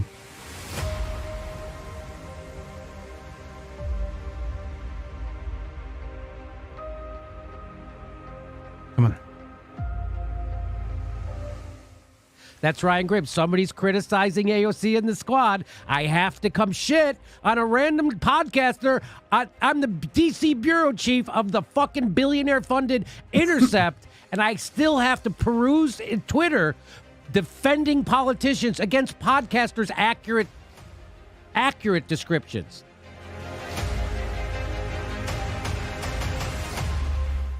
The Chinese are less likely now to invade because of the setbacks the Russians have experienced there. So that's why I think the war matters there. But the Defense Department, the White House, they are doing a great job. Oh, Robbie gets better. Oh. That's what we already know, that Republicans are terrible. What I tell people is if you have a conscience, you will vote third party for the rest of your life, because how dare you vote for these people? 2020, I voted for Biden. Joe Biden, a racist, warmongering puppet and tool of Wall Street and an enemy of the workers, and somehow you're going to pat yourself on the back because you're a good person. I think Donald Trump is a danger. I think he's terrible. I also know that I'm a white person saying this. But Hillary Clinton is not slam dunk 100% better that I, as an individual, can in good conscience vote for this. There seems to be a laser focus on one party. Flanders, earmuffs. Here you saying, David, is you're giving it an out for them to not do this, and that's no, I'm not giving them an out. Yeah, I'm saying I don't know the answer to when push really came to shove. If you said, I want these things that you really don't want to do, and that those lawmakers should then vote in the way that we're talking about to elect Kevin McCarthy Speaker. Just as a human being, you're misframing this. You keep, as a human being, you keep misframing the issue. She can't get 218 Democrats, then there's no speaker, right. And then it kicks back to the caucus, and then it's chaos, and then a whole bunch of people can run, and then somebody will emerge. Somebody would emerge from that process. As he points out, you don't get Kevin McCarthy as speaker. But as long as we're not arming the Azov battalion, I have no problem arming Ukraine in general so that they could protect themselves from Russian aggression. Ripping us apart, dividing the country, making it impossible to function as a society, and making it impossible to know just what is true and what is false. That is why we're building something new, a new mainstream, a healthier one, something more trustworthy, something that we are going to need in one of the most pivotal times in American history. They are very comfortable and okay with multipolarity. I mean, they've laughed at me. So what is that? So what does multipolar Right, so look they've like? laughed at me when I'm like, God, we'll be doomed to Europe. And they're like, oh, well, in Europe they have healthcare. And I'm like, yeah, but they also have no say over the global affairs of the world. I want to write the affairs of the world, the rules of the road. I want to be the only blue water navy.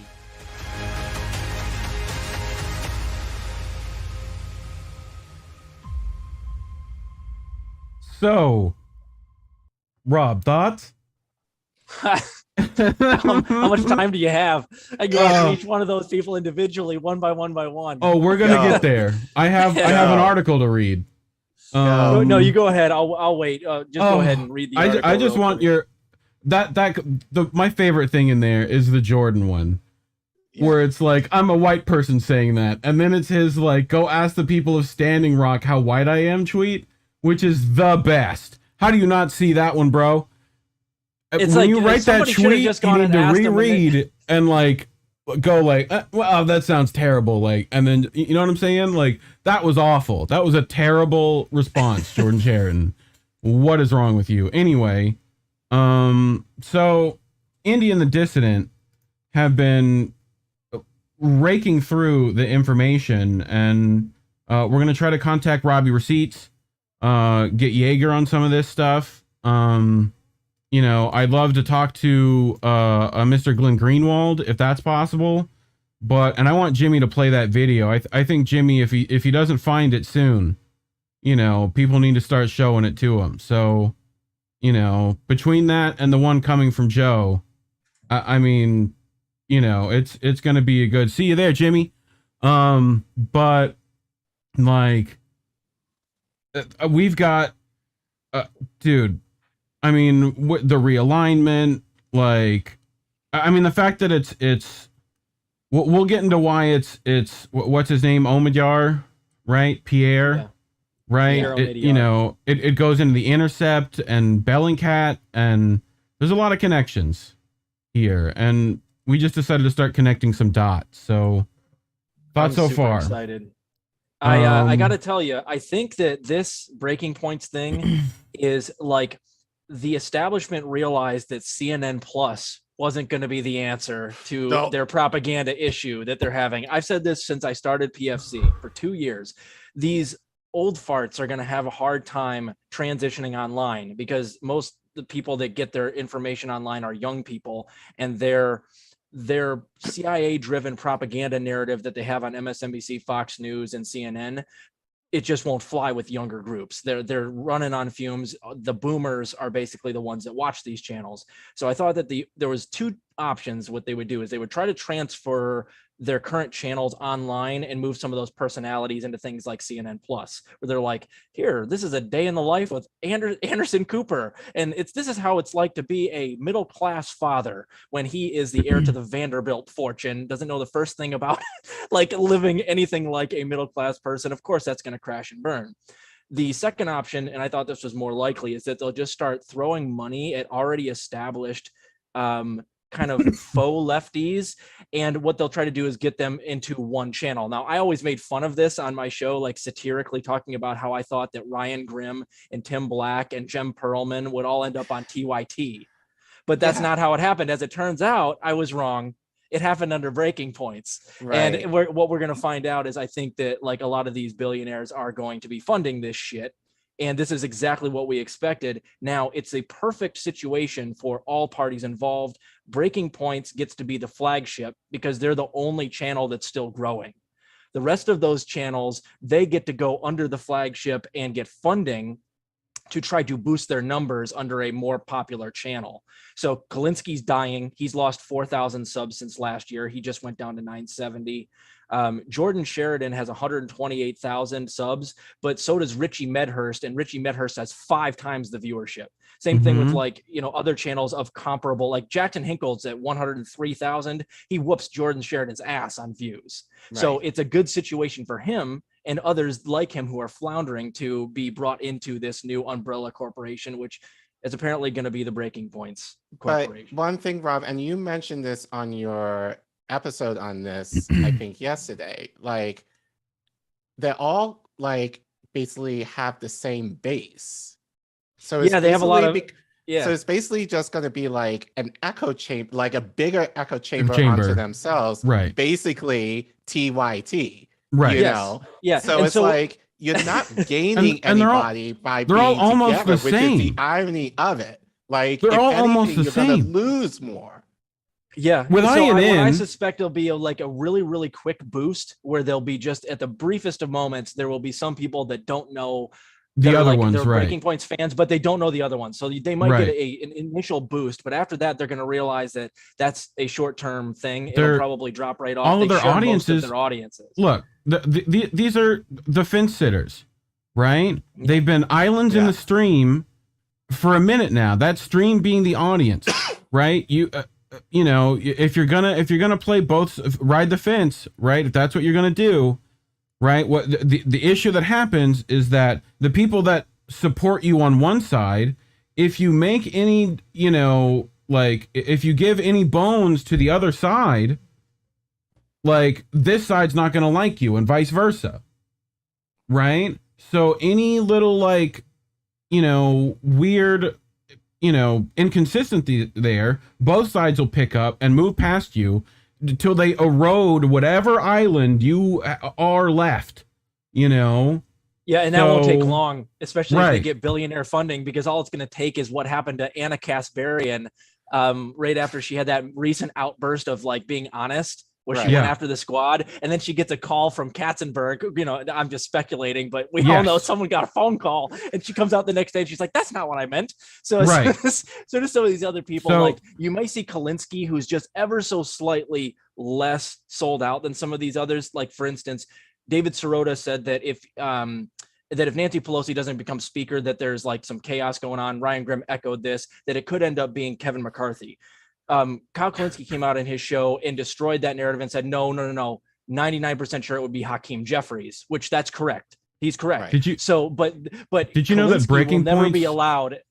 Sorry, Kalinsky did you know will that? never be allowed to? Yeah, go ahead. Oh, that Breaking Point's own audience told them not to play Kyle's video on there. This I did not know. This is news. Anyway, continue. Well, anyway, so like that dissenting viewpoint that is correct of Kyle Kalinsky's, that will not be more than likely allowed on such a network, because then he'll get a phone call from somebody, and the official narrative that they're all supposed to be running with, which is that TYT narrative that Kevin McCarthy could have gotten the speakership, even though the Democratic Party had a majority. He will Yeah. be immediately put back into line because he's spineless and he's gonna do whatever Crystal and the boss tells him to do. So They're all gonna adopt the same narrative. You'll have different personalities all running out with the same propaganda, which that's exactly what basically Fox, CNN, and MSNBC do right now.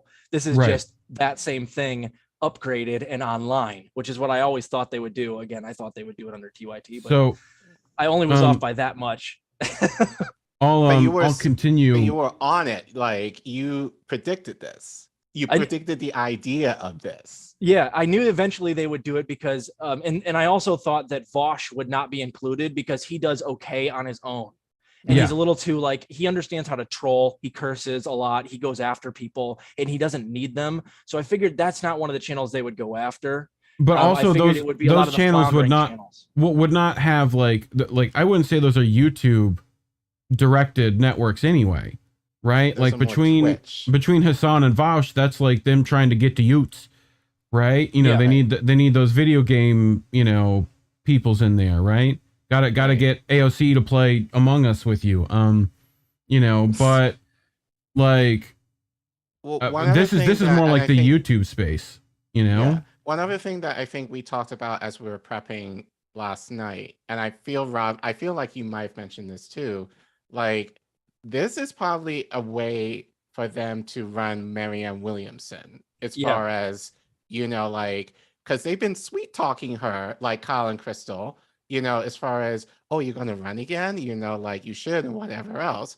Like, Yeah. this would be the very thing that they can all kind of back in, to convince Marianne, like for her to run, in the 2024 presidential campaign. And then, they will get exclusive access to her, and whatever she does and do all the interviews with them, I wouldn't be surprised if Nina Turner as well might also kind of come in as well. Coming in this way. Well, and we So- thought the Hill and stuff. So I want to get into this article because we'll head that way. We still need to start at the beginning of the road here. So after years of nonstop lies, many have moved away from the mainstream media and began going to alternative media sources. Because of this, there is now media that postures as anti-establishment or populist, but in reality are serving the same corporate interests of the mainstream media. As writer Caitlin Johnstone put in a recent article titled KFAB Populism, Notes from the Edge of the Narrative Matrix. So it's so important the public have no real say in U.S. politics that the empire not only set up two oligarchic puppet parties which pretend to oppose each other, but also set up fake populist movements within each of those factions which pretend to be fighting the establishment within those parties. Two examples of this phenomenon in media are the Young Turks, a network that postures itself as opposed to the establishment, but often defends the democratic establishment and pushes neocon propaganda on issues such as Syria and Russiagate. 2. Tucker Carlson, Founder of the Daily Caller and a Fox News host who postures as a populist, the issue is that he consistently pushes pro-war talking points on China and has many close connections to the neocon establishment, such as his involvement with the dirty war in Nicaragua or the fact that he previously tried to join the CIA. In case the shitlibs that are hate watching this right now want to say that we didn't focus on right-wingers such as Tucker. Okay? Okay. Both of these outlets are supported by the Republican and Democratic establishment. The Young Turks took over $20 million from Hillary Clinton donor Jeffrey Katzenberg, and Tucker Carlson is allowed on the Rupert Murdoch-funded Fox News. The best example of this type of media is Breaking Points, a supposed self-described anti-establishment outlet that actually represents a segment of the controlled opposition within the Democratic and Republican establishment. Recently, they have launched a network, including other commentators and outlets. The network is full of neocons masquerading as populists and billionaire-funded outlets that masquerade as adversarial.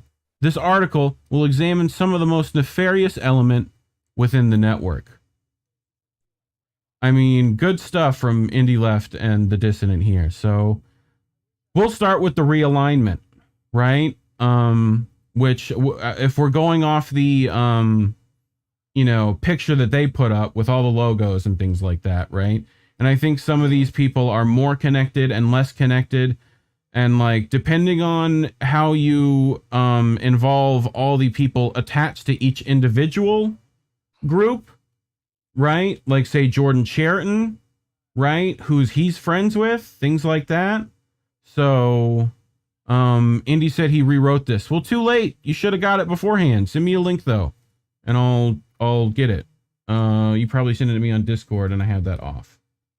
So, but I'm checking now. So, send me the new one.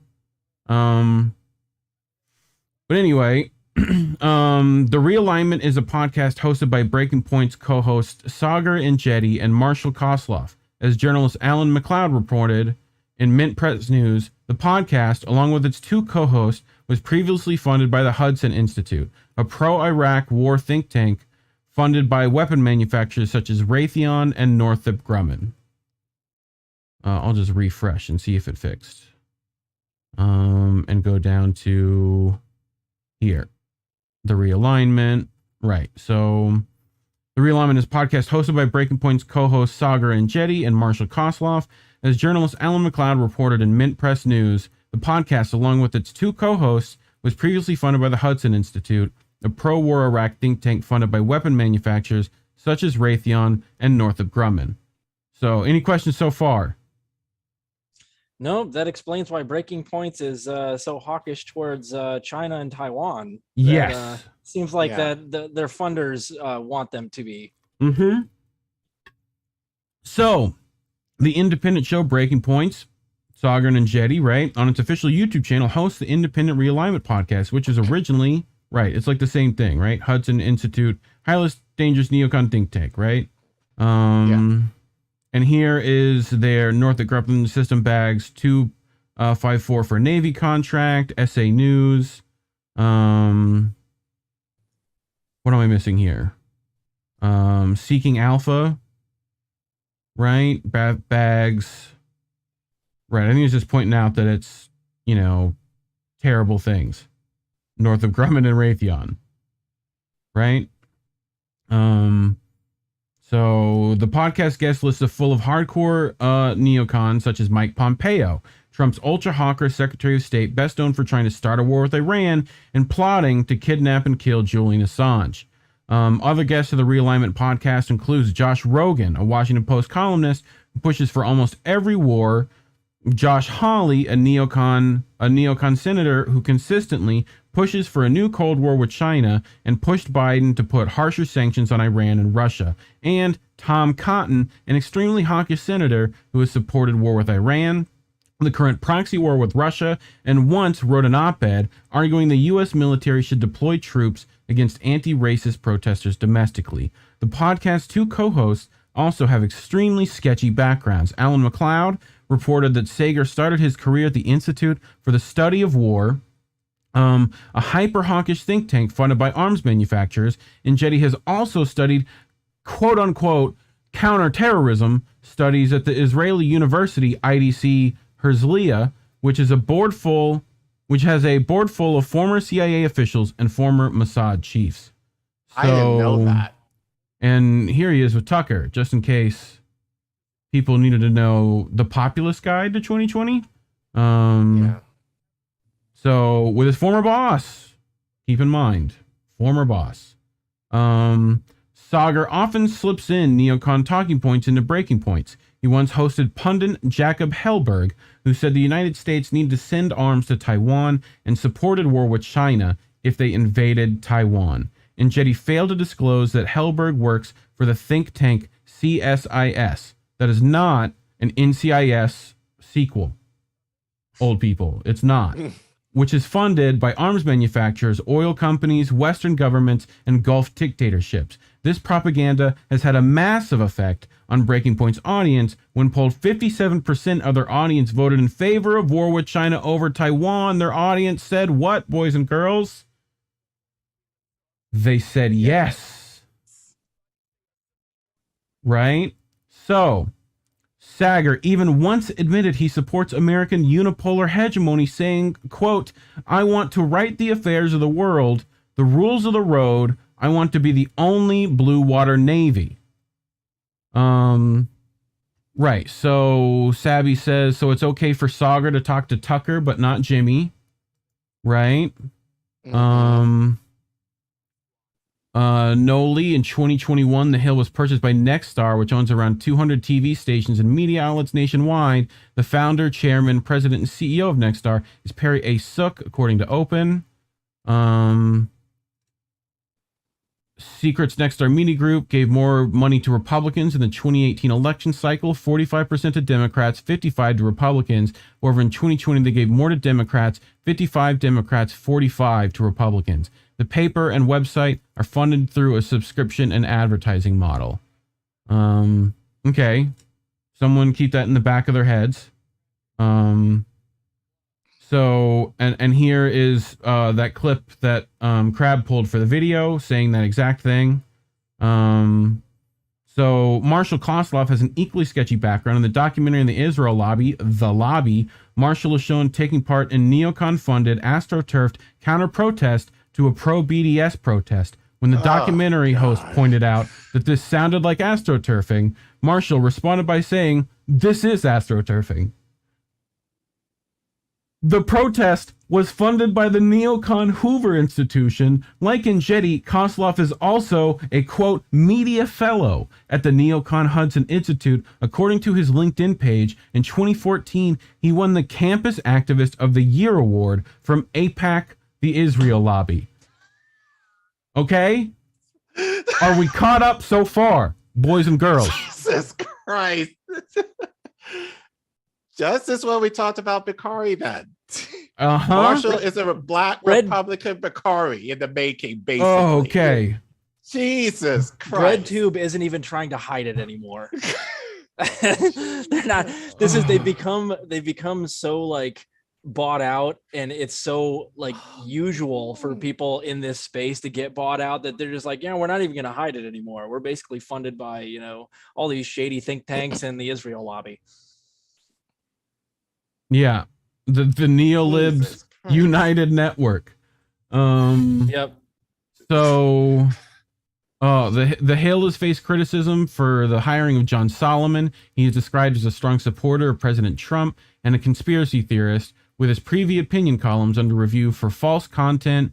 Further reports indicate that owner Jimmy Finkelstein kept a watchful eye on the newspaper's coverage to ensure it is not too critical of the president. But the purchase that purchase happened after Crystal and Sagar left Rising. Sagar is scary at this point, but he thinks he is sneaky too, which is even worse. Yeah, but the funding of the both sides of the fence wasn't right. Okay, so speaking of the Hill, we'll start with The Intercept first, right? Because they're now kind of equally as bad, in my opinion.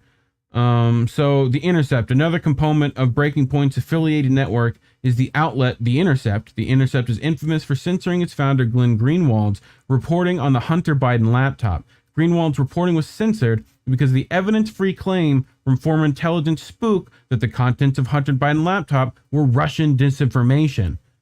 This claim has since been proven false, with mainstream media outlets such as Politico, WaPo, and the New York Times confirming the contents of the laptop. In his resignation letter, Greenwald offered a scathing critique of The Intercept. Greenwald wrote that The Intercept had become indistinguishable from the mainstream media outlets it was set up to oppose writing. Rather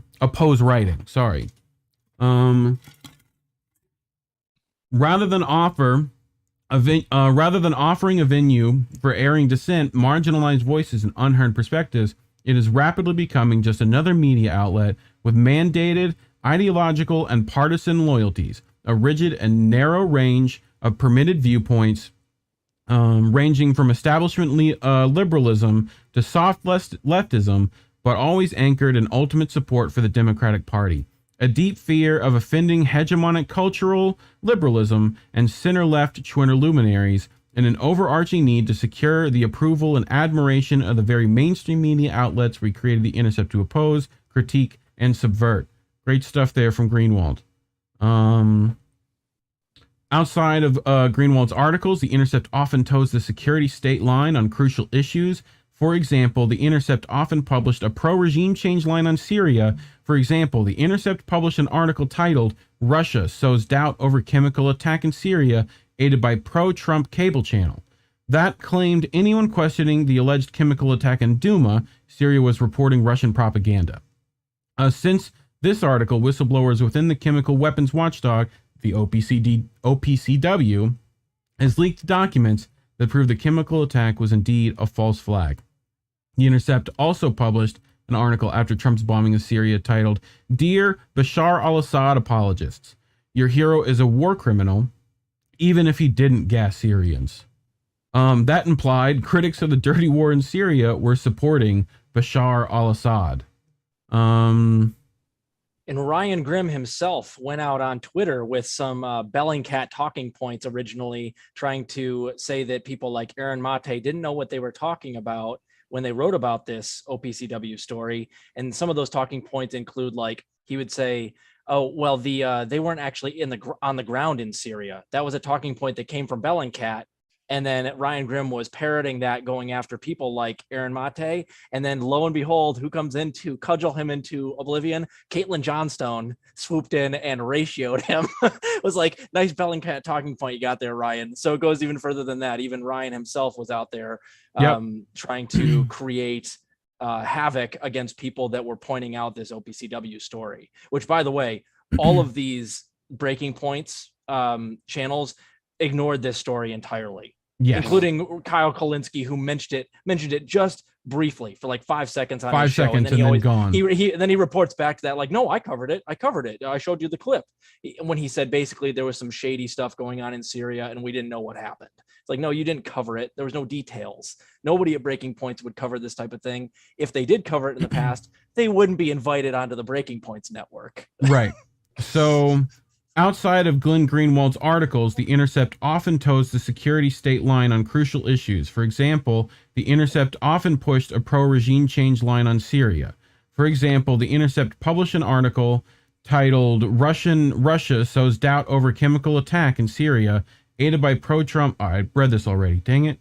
The Intercept has even hidden documents that could have prevented the dirty war in Syria, as journalist Whitney Webb reported in Mint Press News. The Intercept waited until 2017 to publish documents from NSA whistleblower Edward Snowden that proved the so-called moderate rebels were actually being funded by the Saudi Arabian government. The Intercept has also whitewashed large jihadist elements within Syria, U.S.-backed rebels. So the Intercept once used Bilal Abdul Karim as a source, a, quote, journalist who is a member of Syria's al-Qaeda affiliate. Al-Nusra. The Intercept even went so far as to give a softball interview to one of Syria's al-Qaeda leaders.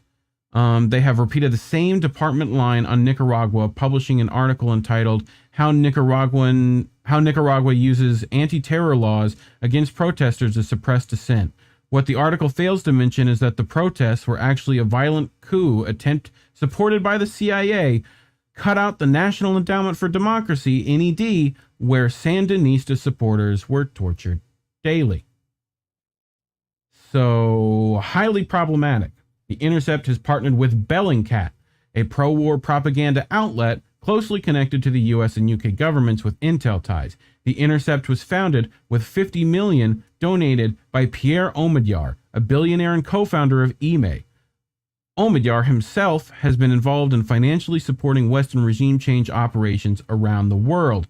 Journalist Mark Ames has reported on leaked documents that show Pierre Omidyar funded the 2014 Maidan coup in Ukraine, along with Western governments. In a lengthy investigation on Omidyar, journalists Max Blumenthal and Alexander Rubinstein reported that Omidyar uses his wealth to advance Washington's policy and has partnered with CIA cutouts such as the USAID and the NED. Blumenthal and Rubinstein wrote of Omidyar beyond the image he has cultivated of himself as a progressive philanthropreneur. That's a fucking... Omidyar has wielded his media empire to advance the Washington consensus in strategic hotspots around the globe. His fortune helped found an outlet to propel a destabilizing coup in Ukraine. He helped establish a network of oppositional youth activists and bloggers in Zimbabwe, and in the Philippines, he has invested in an oppositional news site that is honing corporate surveillance techniques like a mood meter to capture non-rational reactions. Meanwhile, he's partnered closely with the leading arms of U.S. soft power, from the U.S. Agency for Internal Aid and Development, the USAID, to the National Endowment for Democracy, the NED, acting as a conduit for information warfare-style projects in countries around the world. So, Pierre, The Intercept has also been widely criticized for opposing grassroots movements that upset the Democratic Party. For example, political comedian and pundit Jimmy Dore has pointed out that many reporters from The Intercept, such as Ryan Grimm, were opposing his campaign to force a vote on Medicare for all. In Dore's view, this was The Intercept running interference to protect politicians from having to answer to the grassroots campaigns that helped to get them elected in the first place. He said The Intercept's interfering was to, A, take the heat of politicians off of politicians who were abandoning you. Ryan Grimm is running interference for those politicians that are abandoning you. That's what The Intercept and Ryan Grimm are there to do. So, Robbie Yeager, breaking: The Intercept's parent company, First Look Media, got $31 million in funding from billionaire-backed Silicon Valley Community Foundation in 2018 per recent IRS filings. That accounted for 95% of that year's funding, an increase of over 100% from 2018. When I sent videos to Sabby last night to give her a little sneak peek, the first thing she said was, "You should call Robbie." So, Sabby, Robbie. But yes, Robbie, please reach out. Please reach out on this. Well, we're getting in touch. But, and he's got the filings here to prove that. Right? So, thoughts so far? I'm loving this. I've probably covered it on my channel. I love it. Yeah, you're welcome. The National Endowment for the National Endowment for Democracy has got its hands in every cookie jar. They actually fund a lot of Bellingcat as well. Oh, yeah. I mean, it's the. Go ahead. And I also want to say, if you guys notice, there's a pattern here. Alan McLeod, Whitney Webb, Mint Press News. You'll see these over and over again. That's why I love that paper, by the way, and why they have been recently censored. And they try to defund them.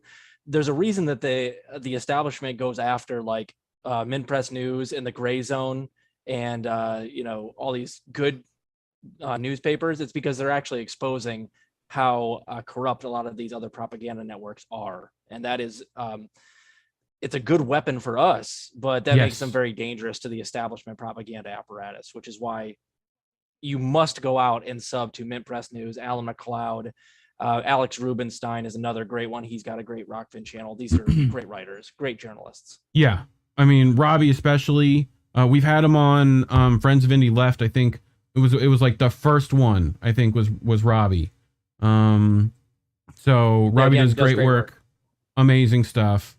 And almost everyone in this article that's giving you actual information is literally award-winning accredited journalists who, you know, like risk their entire careers to tell you things. So keep that in mind. So this brings up Matt Stoller, right? The final figure in the Breaking Points universe this article will examine is reporter Matt Stoller. The network includes a Substack titled Big by Matt Stoller. Stoller often does good work on domestic politics, but has extremely hawkish foreign policy views, namely on China. Journalist Danielle Bessner in Jacobin reported that Stoller supported Biden's ramping up tensions with China because the Chinese government goal is to get rid of democracy worldwide and because the CCP is the modern Nazi party. Stoller pushes the idea that the West is supporting an international global order that China is trying to subvert. As journalist Robert Wright wrote, Stoller says China's goal is to subvert the current international global order. Pretty simple. Stoller is often seen collaborating with Crystal and Sagar to push neocon propaganda about China. In his appearance on Rising, Stoller fear-mongered about China infiltrating Hollywood and the NBA and claimed the U.S. government was too soft on China, in what was very reminiscent of Russiagate fear-mongering, but now about China. Rising has been suspicious since its beginning. In its early days, it was hosted by Crystal Ball and Buck Sexton, a former CIA agent. Back then, it did not have a populist slant to it. Sexton would often pump out mainstream neocon segments, such as an interview with former National Security Advisor to push Trump's war with Iran. The show began its populist bent when Sagar and Jetty joined. So this is where our story stops for today, kids. There's more dots to connect on this for sure. Yeah. I know, we still have yet to add Cheriton to this, right? To this article, and he definitely will be included. But I think,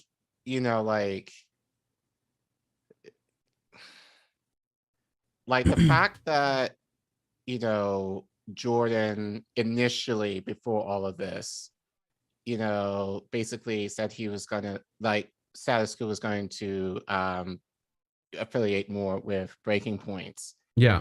It was kind of like, something ain't clean in the buttermilk, basically. Well, and that's also Tina Desiree is attached with that, and Jen Perlman, and Jen Dies, and possibly even Graham Elwood.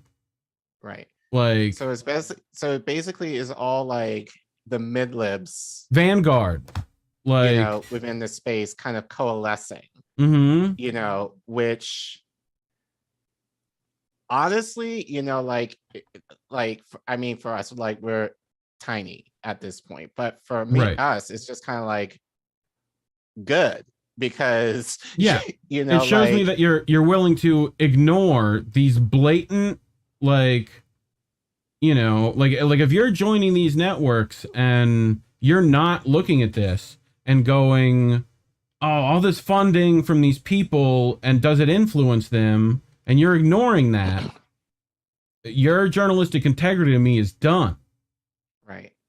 And then but here's the thing, they can prove, they can deny it, but it's like, hey, if you want to refute any of this, come on our show. I know Sabby has been trying to get in contact with Sirota for a while. With Hedges, I think in relation to the things that he kind of, said, related to RBN, David, and if you want to refute any of what we said or anything of what RBN is saying, follow up with Sabby, follow up with Nick or CJ, or follow up with us on any of this.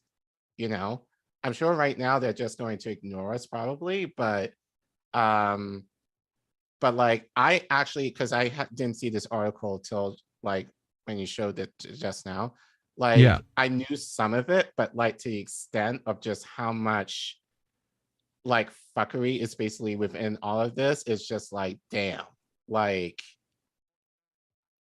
it just makes a lot of sense though, given how, Kyle has been tanking, Jordan has kind of flatlined, like forever. And like, so whereas we did this and other networks like, Convo Couch, MCSC, us, RBN, we're doing this like our survival, basically. Breaking Points is doing this to essentially become like the big dogs, basically TYT 2.0. Right. Which is funny that they're not meaning themselves to be a network, because I'm sure like Cenk will not appreciate that, that he's actually going to have some competition, and probably better competition, because they're all connected to DC. Right. And if you're Crab has it at the very beginning of this video, and I want to pause on it. Right. Let me go. Okay, it's right there. That's as far as I get. Oh. So here. That's fine. Yeah. So like this is from like their stuff. This is like all the logos that were in their thing. And if you count all these, like, I mean, they didn't have the money hat, but like they had Status Quo, they had Real News, they had The Intercept, The Lever, right? And I'm pretty sure they had I don't remember if they had The Hill or not. But I need to find that, like, we need to put that in the article. I think they're pulling they might be pulling Ryan Grimm away from Rising. Yeah. Or perhaps more than likely he can't compete over there because now he's got to deal with Kim Iverson and Brianna Joy Gray, who are more popular than him, and Kim Iverson routinely poleaxes him on his own show and makes him look ridiculous on things like all right, let's get to it. Or vaccines. But I got about 2 minutes, guys. No worries. I got to get going. Yeah, that's about all we had for today. So what's the BG? Yeah. But yeah, we're definitely going to. We're already there's already more to write. We literally didn't get it finished in time. So we already have tons of stuff that's like put on the list to like look at, right, and bring together and get the information on and put more together, and we just haven't raked through the stuff yet. So Indy is saying, what is he saying? Line with Rising, that's his prediction. Yes, right. Yeah, and I easy bet. You'll see this happen with a lot more content creators too, who are they have like flatlined channels, and I'm not going to name names, but I've gone after a couple of these people routinely on my show. There's some smaller channels who just can't compete. I know there's one channel in particular that they have they used to have 160,000 subs, and then they blocked out how many subs that they had because they were hemorrhaging subs. They average about the same amount as Revolutionary Blackout Network back when Revolutionary Blackout had like 8,000 subs. That's one of those people you'll expect to be brought on. You can expect there's a handful of other channels that I already know of that are definitely going to be getting a call. They're going to try to diversify and spread it out as much as possible. But again, it's not going to work. There's more of us than there are of them. And our content is not funded by billionaires, and it's honest. We're not running with a CIA-driven narrative. We're not getting calls from our bosses. We're all completely independent. They're just giving the facade that they're an independent network that's really like behind the scenes controlled by the oligarchy. So it's essentially like what Collin said. It's like TYT 2.0. It's and they were just mainstream media 2.0. This is just their not so quantum leap forward in how they're going to operate now. Oh, I mean, yeah, this is like what we've been giddy on this, like put together, because I feel like it's like unequivocal, like even if they do have any arguments, like there isn't many, How you about to be like the founder of Justice Democrats, and one of your rules is you can't take billionaire money. You go onto a network that takes a ton of billionaire money. Or it takes, it's only a matter of time, or you're at least affiliated with one. For Democracy takes notice. Right. They'll end up getting funded by the same people that fund Bellingcat. Yeah. Literally the same people that fund Bellingcat. Yep. One of the billionaires that is openly known to fund like Grimm. Like you can't. Anyway, Yeah, And they a lot of these shows go after mainstream media, and one of the big problems they have is like, oh, they just, they're sold out, man. They just don't give you the truth because they take so much money. They rely so much on advertisers. So they change it. They don't take a ton of money from advertisers. Instead, they do a subscription based plan, but then also take like billionaire money behind the scenes and get funded by these CIA cutouts. So it'll be interesting to see how deep the rabbit hole goes. But of course, this is not at all surprising to me. I appreciate having you here, Durden. I know you got, wife, kids, family, and a life, so I'll let you get back to the fucking life. Yeah, thanks guys. So it's really always fun hanging out. Let me know. We'll do some more shows in the future. No, definitely, yes, sir. We definitely need to have you on again, especially given, plug your stuff real quick, so. Rob, and then you can head out. So what do you got coming up? I'm going on Franco's show tomorrow. I believe Sabby's going to be on there too. We got a couple people. Glory Jones is going to be on there as well. I think we're going to talk about the mass shooting. So that'll be a not so fun but very interesting episode. I think we'll have a good conversation. And then nothing else coming up other than that. I am doing 2 more episodes on my show tomorrow. One will be on Rockfin. Another one will be on YouTube. And you guys can look me up on both. Robert Durden. Cool. Yeah, so Collin, you can head out. Rob, you're good. See you guys. Love you guys. Thanks, Rob. Peace, man. Cool. So, I had to fix it so it's like, yeah, I can just do that while I'm doing stuff. So, Collin, what you got coming up, man? So we'll probably hopefully have another exclusive to INN in 2 weeks, because I think I could say this now. So like my the activist group that I'm a part of, the education activist group I'm a part of is DC. Jamal Bowman, Congressman Jamal Bowman, is going to be the keynote speaker.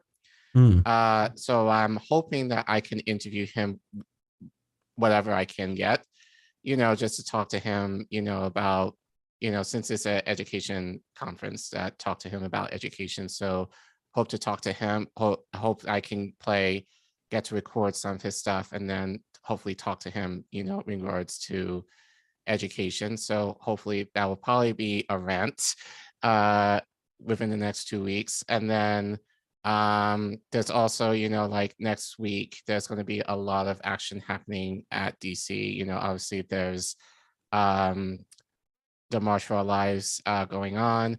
And then also there's going to be a CRT event that I was invited to. So I'm hoping that I will incorporate that as well. So it's going to be, actually for the next 2 weeks, it's actually going to be good for me that I get to actually be on the ground and report on some stuff that I can report out here. So yeah, that's what I have going on. So be on the lookout for that.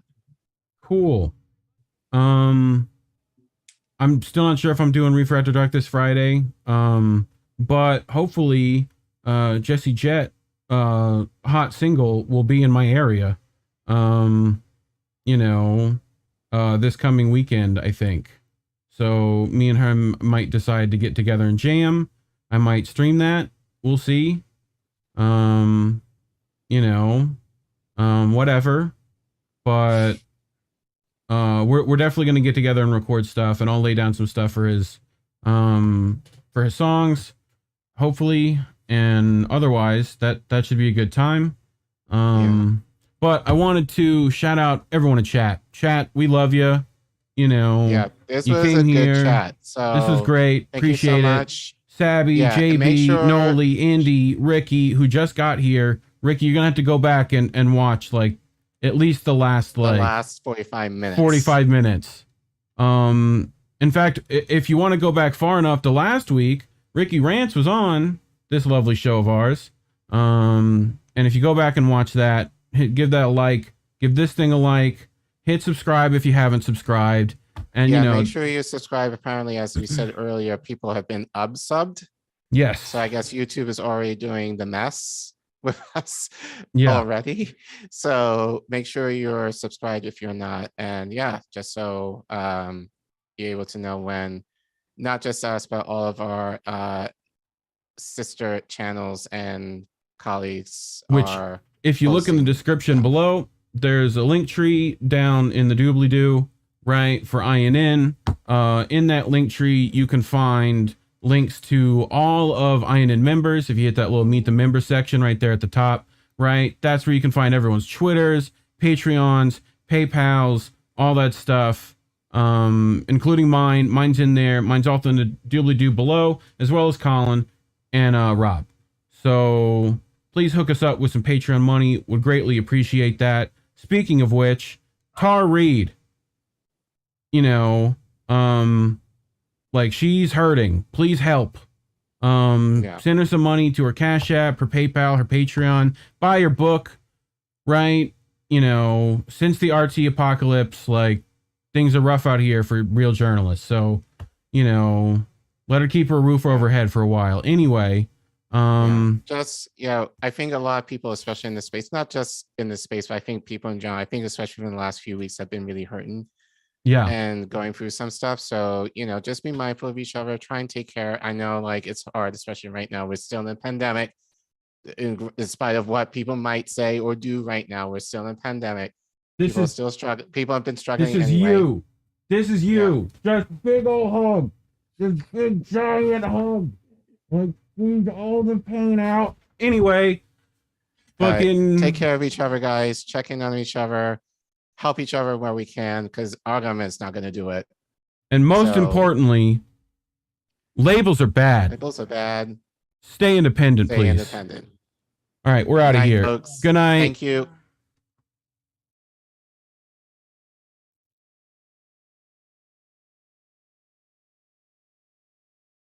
And